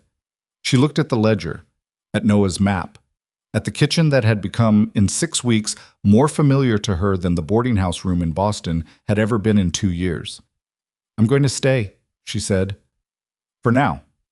He looked at her, and she saw that he understood what that meant, and that it didn't surprise him, and that somewhere behind the composure there was something that might have been relief on his own behalf. "Callahan's a good man," he said. "I know," she said. He stood. He extended his hand across the table, which was a strange thing to do and also exactly the right thing to do, and she took it, and they shook hands with the formality of two people closing an account properly, which was better than most endings she'd seen. He left. She heard his horse in the yard and then didn't hear it anymore. Noah looked up from his map. He'd been very still for the past several minutes, in the way he went still when he was listening to things adults said without wanting to appear to be listening. "Is he coming back?" Noah asked. "No," she said. Noah looked at the map, made a small adjustment with his pencil. "Okay," he said. "Just that. Okay." She looked at her son and thought, "You knew before I did, didn't you?" He had his father's eyes and his father's way of watching and waiting and arriving at things quietly. And it occurred to her that Thomas would have liked Wyoming, would have liked the light and the space of it, and that it was possible to feel grief in something else at the same time, and that the something else wasn't a betrayal. She went and found Wyatt. He was in the barn, which was where he usually was when he wasn't needed elsewhere. Not hiding, just doing the particular kind of thinking he did better in motion, with his hands occupied. He was checking the near wheel of the supply wagon when she came in on her crutch, and he looked up, and he read her face with the speed of a man who'd been reading terrain his whole life and had extended that capability to people. He waited. "He's not coming back," she said. Wyatt stood up. He set the wheel brace down on the wagon bed. He didn't say anything right away, and she didn't feel it, and the barn had its own sounds. The horses shifting, Captain making a small noise from the foal stall. And they stood in it. "The job," she said. "Is it still—" "Yes," he said. Before she finished, "I'd want a proper wage," she said. "Not a reduced rate because I'm housed here." "That's fair." "And Noah stays enrolled with the tutor you arranged. That continues." "It was going to continue anyway," he said. "I already told Mrs. Haverly." She looked at him. "You told the tutor before I decided?" He had the decency to look slightly uncomfortable. "I told her to plan for it, as a possibility." "Wyatt." "I didn't want to lose the spot," he said. "She only has room for 2 students, and she fills up fast." She looked at him and felt something that started in her chest and moved outward. Not quite amusement and not quite exasperation, and not quite something warmer than both of those. Some combination that didn't have a name yet. "You are," she said, "the most quietly presumptuous man I have ever met." "I prefer to think of it as practical," he said. "I know you do," she said. "That's what makes it presumptuous." He looked at her. The thing at the corner of his mouth that never quite became a smile made another attempt. This time it got slightly further. "Are you saying yes?" he said. She looked around the barn, at the solid construction of it, at the horses in their stalls, at the foal stall where Captain was making another small noise, at the afternoon light coming through the gap above the main door, at this man who'd found her in the mud and brought her home and set her up with a ledger and a room and a tutor for her son and called it practical. "I'm saying yes to the job," she said. "That's what I'm saying yes to." "All right," he said. "Don't read too much into it." "I won't." "I mean it." "I heard you," he said. She turned to go back to the house. She made it to the barn door before he said quietly, behind her, "Evelyn." She stopped but didn't turn around. "I'm glad you're staying," he said.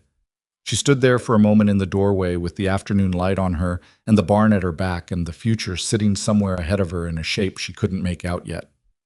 "So am I," she said. She went back to the house. She sat down at the table. She opened the ledger to a fresh page and dated it at the top and started a new column, because the accounting of the place was ongoing and the gaps didn't wait for you to be ready. Noah looked up from the map. "Did you talk to Wyatt?" "Yes." "What did he say?" "He said yes." Noah went back to the map. He made another small adjustment and then sat back and looked at it with the critical eye of someone assessing whether the whole thing was actually right or just approximately right. "I made the barn bigger than the house," he said. "That might be accurate," she said. "I don't know where to put Captain," he said. "Inside the barn," she said. "That's where he lives." Noah considered this. "What if he's bigger than the barn by the time I'm done drawing it?" "Then you'll have to redraw the barn," she said. "That's what maps are for. They show you what's actually true, not what you thought was true when you started." Noah looked at her with his father's eyes. "Is that what ledgers are for too?" She looked at her son, at the map he was building of the place they'd landed, the place neither of them had planned for, with its proportions still being worked out.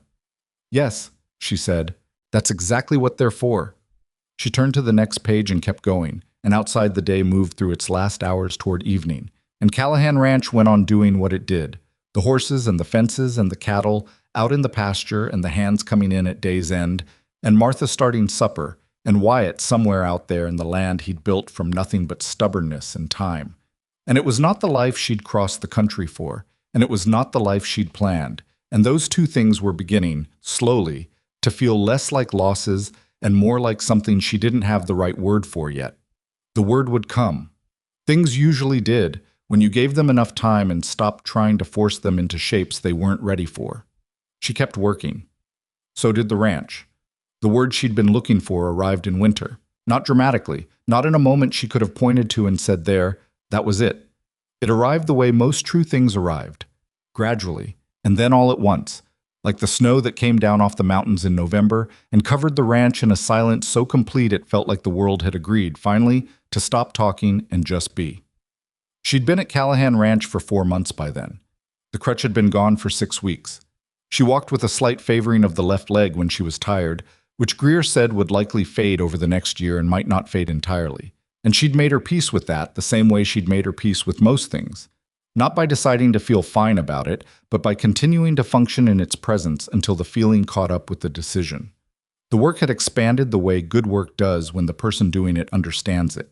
What had started as ledger corrections had become full financial management of the operation, supply negotiations with the merchants in Mill Haven, correspondence with the cattle buyers in Cheyenne, wage calculations, inventory tracking for the winter feed stores.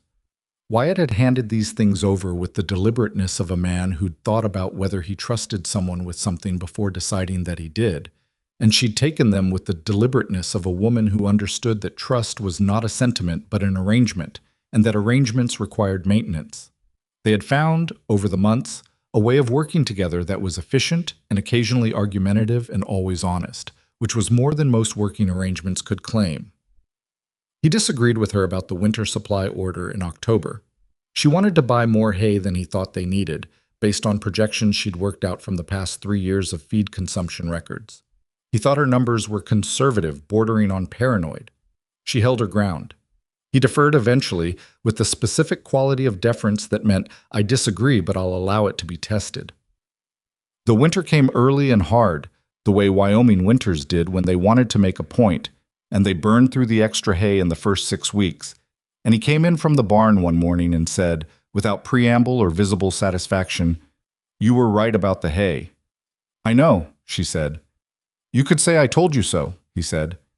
"I don't need to," she said. He looked at her. "Most people need to." "I'm not most people," she said. Something moved in his face. It was becoming familiar, that particular movement, the one that happened when she said something that landed somewhere in him that he wasn't fully prepared to defend. He'd learned to let it show rather than suppress it, which was a change from the early weeks, and she'd noticed the change the way she noticed most things about him, quietly, and then kept working.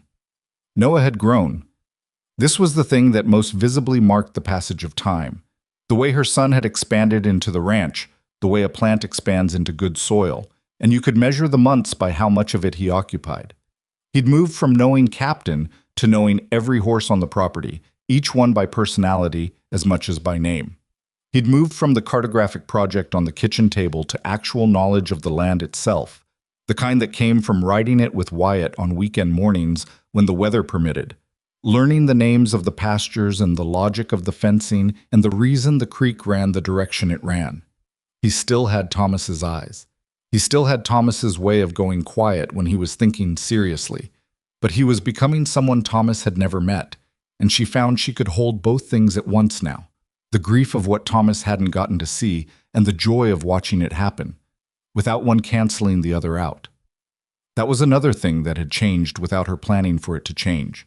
The moment she'd later identify as the turning point, not the moment she'd known something, but the moment she'd let herself know it, happened on a Wednesday in late November, unremarkable in every external respect. She was at the desk in the study, which had become her working space by incremental occupation, and Wyatt was at the other side of the same room going through the fall cattle count records. And they'd been working in companionable silence for an hour, when he said, without looking up, "Noah asked me something this morning." She kept her eyes on the supply invoice she was annotating. "What did he ask?" "He asked if I was ever going to be his father." She set the pen down. "He asked it like a practical question," Wyatt said, "not an emotional one, like he was asking about the north fence schedule." She turned in the chair and looked at him. He was still looking at the cattle count, but he wasn't seeing it. "What did you tell him?" she said. He looked up. His face had the quality she associated with things that mattered, the very stillness of it, the absence of the controlled management he applied to things that didn't. "I told him that was a question for his mother," he said. She looked at him for a long moment. That was a careful answer. "It was an honest answer," he said. "It is a question for his mother." Outside, snow was coming down in the particular heavy way of snow that intends to stay. The study window showed a yard going white, the barn roof accumulating, the fence posts turning into something gentler than they actually were. She thought about a boy who asked practical questions about practical things, who had decided somewhere in the past 4 months that Wyatt Callahan was a fact of his life, the same way the horses were facts and the mountains were facts and the smell of wood smoke in the morning was a fact. "He's not wrong," she said. Wyatt went very still. "Noah," she said, "he's not wrong that you've been—" She stopped. started again because she'd been the one telling him to say the thing itself, rather than the neighborhood of the thing, and she owed herself the same standard. He's not wrong about what you are to him, whatever we call it. What do we call it? Wyatt said. She looked at her hands, at the ink on her right forefinger from the pen she'd set down, at the desk that had been his and had become hers the way things became hers, not by taking, but by necessity, filling a space until the space reshaped itself around her presence. I don't know yet, she said, but I think we should stop pretending it isn't something. He was quiet for long enough that she looked up. He was looking at her with the direct quality she'd come to trust, the one that didn't dress things up or arrange them for effect. I haven't been pretending, he said. I know, she said. I have been, because it felt, she considered the right word, safer, to have it be undefined. And now?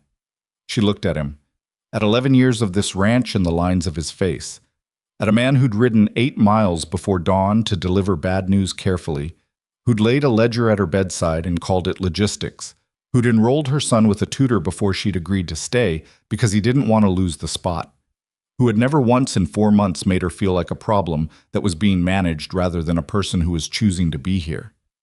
And now, she said, I think undefined is starting to feel like a different kind of dishonesty. He stood up.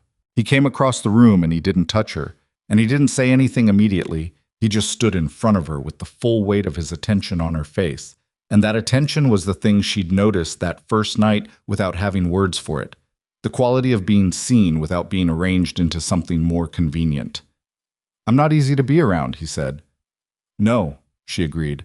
I work too much. I go quiet for days when things are wrong, and I don't always explain why.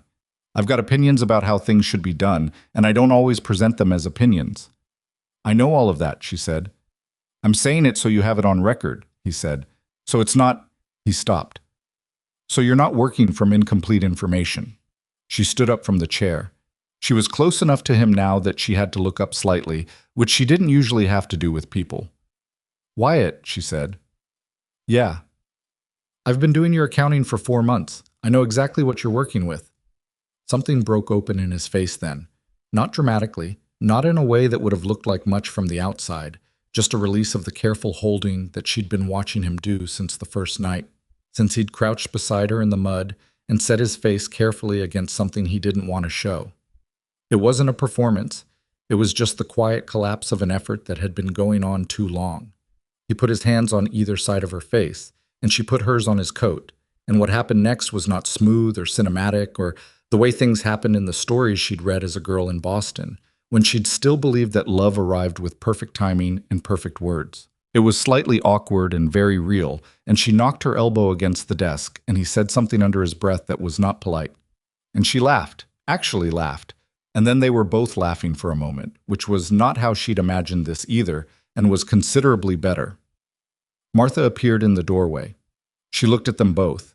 She turned around and went back to the kitchen without a word. But from the kitchen there came, shortly afterward, the particular sound of Martha doing something with the baking tins that she only did when she was in a good mood, which was not something she was in often enough for Evelyn to have a large sample size on, but which was unmistakable when it happened. They told Noah at supper. Wyatt told him, because it had been Noah who asked the practical question, and Noah deserved the practical answer from the person who'd received it. He said it simply, in the way he said most things, that he'd spoken with Evelyn, and that they'd decided to get married in the spring, and that he wanted to know how Noah felt about that before anything else moved forward. Noah ate a bite of his supper. He was thinking, she could see it, the Thomas quiet settling over him, the careful interior work. Would I call you father? He said. If you want to, Wyatt said. Or Wyatt. Or nothing different from what you call me now. That's your choice, not mine. Noah considered this with the seriousness it deserved. What do you want me to call you? Wyatt looked at the boy across the table. I'd like it if you called me whatever felt true, he said. Not whatever seemed right to say, whatever's actually true for you. Noah nodded slowly. He ate another bite, then, can I think about it? Take all the time you need, Wyatt said. Noah looked at his mother. She looked back at him. Are you happy? He asked her. He asked it the way he'd asked, Are we going to be okay in the mud? directly because he was 6 years old and didn't have the adult habit of asking sideways questions to avoid direct answers. "Yes," she said. "I am." He nodded. He went back to his supper. From across the table, she heard Martha make a small sound that was almost certainly not a sniffle, though she would have denied it under any circumstances, and Evelyn had no intention of bringing it up. They were married in the spring, on a Saturday in late April, when the snow had mostly receded and the pastures were beginning to show green, and the mountains to the west were doing what Wyoming mountains did in spring, standing there being enormous and unapologetic about it, which she had come to find less intimidating than she once had. The ceremony was brief and plain and held on the porch of the ranch house, presided over by a judge from Mill Haven named Aldous Ferris, who was 70 years old and had married more couples than he could remember, and said the necessary words with the reverence of someone who still believed in them, despite the volume. Clem was there, and Hale, and the other hands, and Dr. Greer, and Mrs. Haverly, the tutor who brought her other student and stood in the back with her hands clasped. Martha stood beside Evelyn and did not cry, and would not have cried and looked, for the duration of the proceedings, like a woman who had always known this was going to happen and was too dignified to say so. Noah stood beside Wyatt. He'd made his decision sometime in March, in the quiet way he made decisions, and had presented it one morning at breakfast, as if he were reporting a fact he'd verified. "I'm going to call you father," he'd said to Wyatt, with his Thomas eyes and his Thomas serious face. "When it feels right. Not all the time yet, but sometimes." Wyatt had said "okay" in a voice that was about 3 notes lower than his normal voice, and had found something that needed doing outside very shortly afterward. And Clem reported to Martha, who reported to Evelyn, that he'd stood in the barn for about 10 minutes doing nothing visible, which was the most expressive thing she'd heard about him in 6 months. She wore a simple dress, blue, not white, because she was 25 years old and a widow and a mother, and the woman who ran the accounts for one of the growing cattle operations in the territory, and white felt like a costume for someone else's story. Wyatt wore a clean coat. He stood beside her on the porch in the April light, and he looked at her the way he'd been looking at her since November. Not adoringly, not with the performed emotion of a man who'd rehearsed his feelings into something presentable, but with the plain attention of a man who'd decided something and was at peace with having decided it. Judge Ferris asked if she took this man. She said yes. She said it without hesitation, which surprised her, not because she had doubts, but because she'd spent so long being cautious about everything that unhesitating felt like a new language she hadn't realized she'd learned. Wyatt said yes too, when it was his turn, in the same voice he used when he meant something without qualification. Noah clapped. I was the first one to clap, before anyone else, with the specific enthusiasm of a child at a thing he'd been waiting for without fully knowing he was waiting. The hands joined in. Martha made a sound she would later categorize as clearing her throat. Afterward, there was food in the kitchen and outside on the porch, and general movement between the two that lasted until the light went low and orange over the mountains, and the temperature dropped the way it did in April evenings, reminding you that winter wasn't gone so much as temporarily distracted. Evelyn stood at the edge of the porch in the evening light with her hands around a coffee cup and watched the ranch settle into the end of the day. The horses in the paddock, the hands finishing the last of the food and talking among themselves with the ease of people who'd been around each other long enough that even celebrations were comfortable rather than performed. Martha moving through the kitchen, visible through the window, already doing what Martha always did, making sure everything was how it should be, quietly, without requiring acknowledgement. Noah was at the paddock fence with Clem, talking about something that involved gestures. Captain, now 4 months old and longer-legged than he'd been when Noah named him, stood nearby with the mild attention of a young horse who had learned that humans near the fence usually meant something worth investigating. She thought about a stagecoach door. She thought about mud and rain and a broken leg and the specific quality of stillness that falls over you when you've been left somewhere and you don't know yet whether you'll be found. She thought about 12 letters from a man who'd written them as the person he wanted to be rather than the person he was, and about how that gap between wanted and actual was something she understood from her own interior life better than she'd admitted to herself for a long time. She thought about what she'd said to Noah back in those early days. I'm not most people. And she thought about how she'd meant it then as defiance, as a way of holding herself upright against the particular exhaustion of being underestimated. But it was also just true.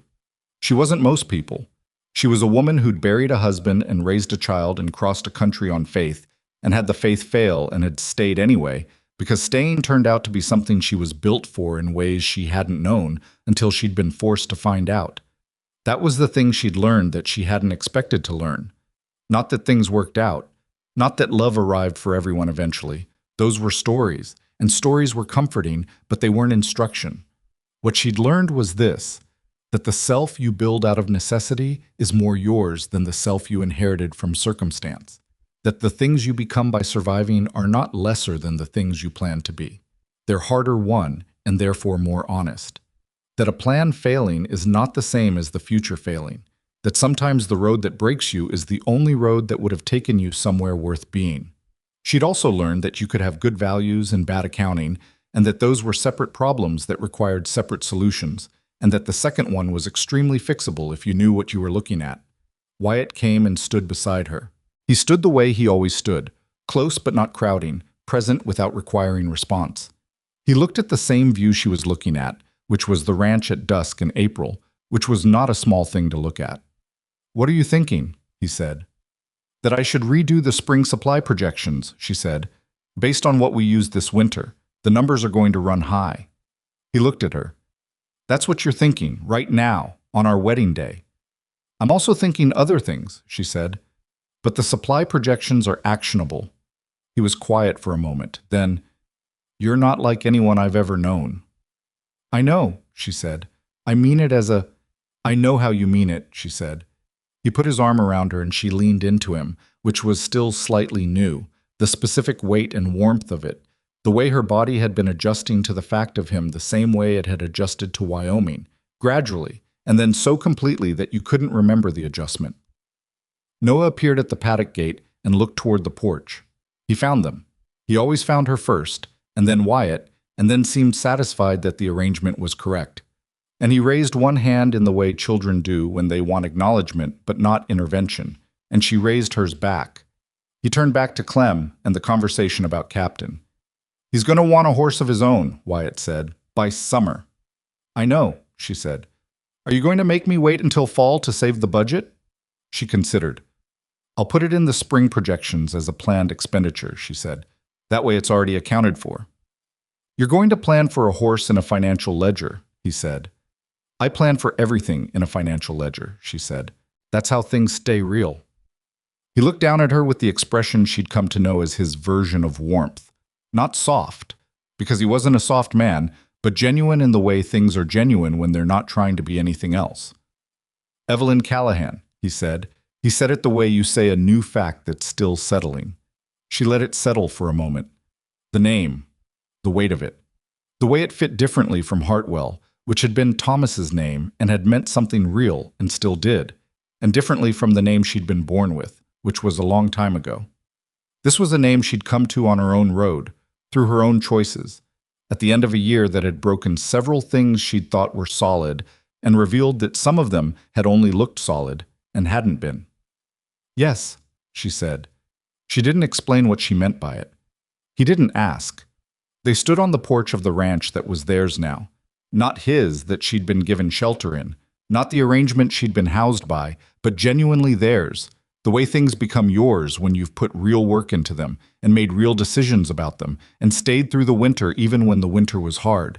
And the evening came down over Wyoming the way it always did, without asking permission, covering everything equally. Martha called from inside that there was pie if anyone wanted pie, which there was, and they went in. The story travelers would later tell, and some of them did tell it, the ones who'd been in Millhaven long enough to know the pieces of it, was about a woman who came west on faith and lost everything on a muddy road in a rainstorm. That was the story, the version that traveled easily because it fit the shape of stories that people liked to carry. Disaster and recovery, loss and finding, a woman in the mud, and the man who carried her home. What the story didn't carry, because stories rarely carry the complicated parts, was the particular texture of the year in between. The ledger. The 11 errors and the secondary columns, and the cedar post versus the green pine. The Friday visits that ended not with drama, but with a handshake across a table and two people deciding honestly that they weren't what they'd imagined for each other. The boy who asked practical questions and waited for practical answers and called a man father sometimes, when it felt right, and not always, because the distinction mattered, and he was old enough to know it. What the story didn't carry was the work. That was the thing about survival, the part that got left out of the telling. It wasn't the moment of crisis. Crisis was almost the easy part because crisis required only response, only the animal decision to continue rather than stop. The hard part was every day after, the getting up, the doing the next thing and the thing after that, and building something from what was left without a guarantee that it would hold, and without anyone giving you credit for the building while you were still in the middle of it. Evelyn Callahan had been in the middle of it for most of her life. She expected to be in the middle of it for most of the rest of it too. That was not pessimism. That was an accurate understanding of what a life was, not a series of arrivals but a continuous motion, and the quality of the motion was what you were actually responsible for. She had been responsible for hers, even when the choices were bad, and the road was wet, and the door flew open in the rain. She sat at the kitchen table that night after the hands had gone and Noah had fallen asleep mid-sentence about Captain, and been carried to his room by a man who was sometimes called father, and held the boy without making a production of it, and came back to the kitchen and poured 2 cups of coffee and sat down across from her. The fire was low. The ranch was quiet. The snow that had come and come again was gone for real now, or close enough to real that you could plan around its absence. "Long year," Wyatt said. "Yes," she said. "Better than most." She looked at him across the table. At the face she knew now, really knew, with its specific vocabulary of expression, that you only learned by being in close proximity to someone through a winter, through argument and work and silence, and the small ongoing negotiations of 2 people deciding to be honest with each other even when honest was inconvenient. "Yes," she said. "Better than most." He reached across the table and put his hand on hers. Not dramatically, not with the weight of ceremony or declaration, just the hand on hers, in the same practical way he did most things, because it was what was called for, and he decided to do it, and that was enough. She turned her hand over and held his. Outside, the ranch was quiet under the April sky, and Captain was in his stall, and Noah was asleep, and the ledger was closed on the desk in the study, balanced to the last cent, ready for tomorrow. It was enough. It was more than enough. It was what she had built, on a road she hadn't chosen, with her own 2 hands and a stubbornness she'd once thought was a liability and had since come to understand was the most valuable thing she owned. She held on.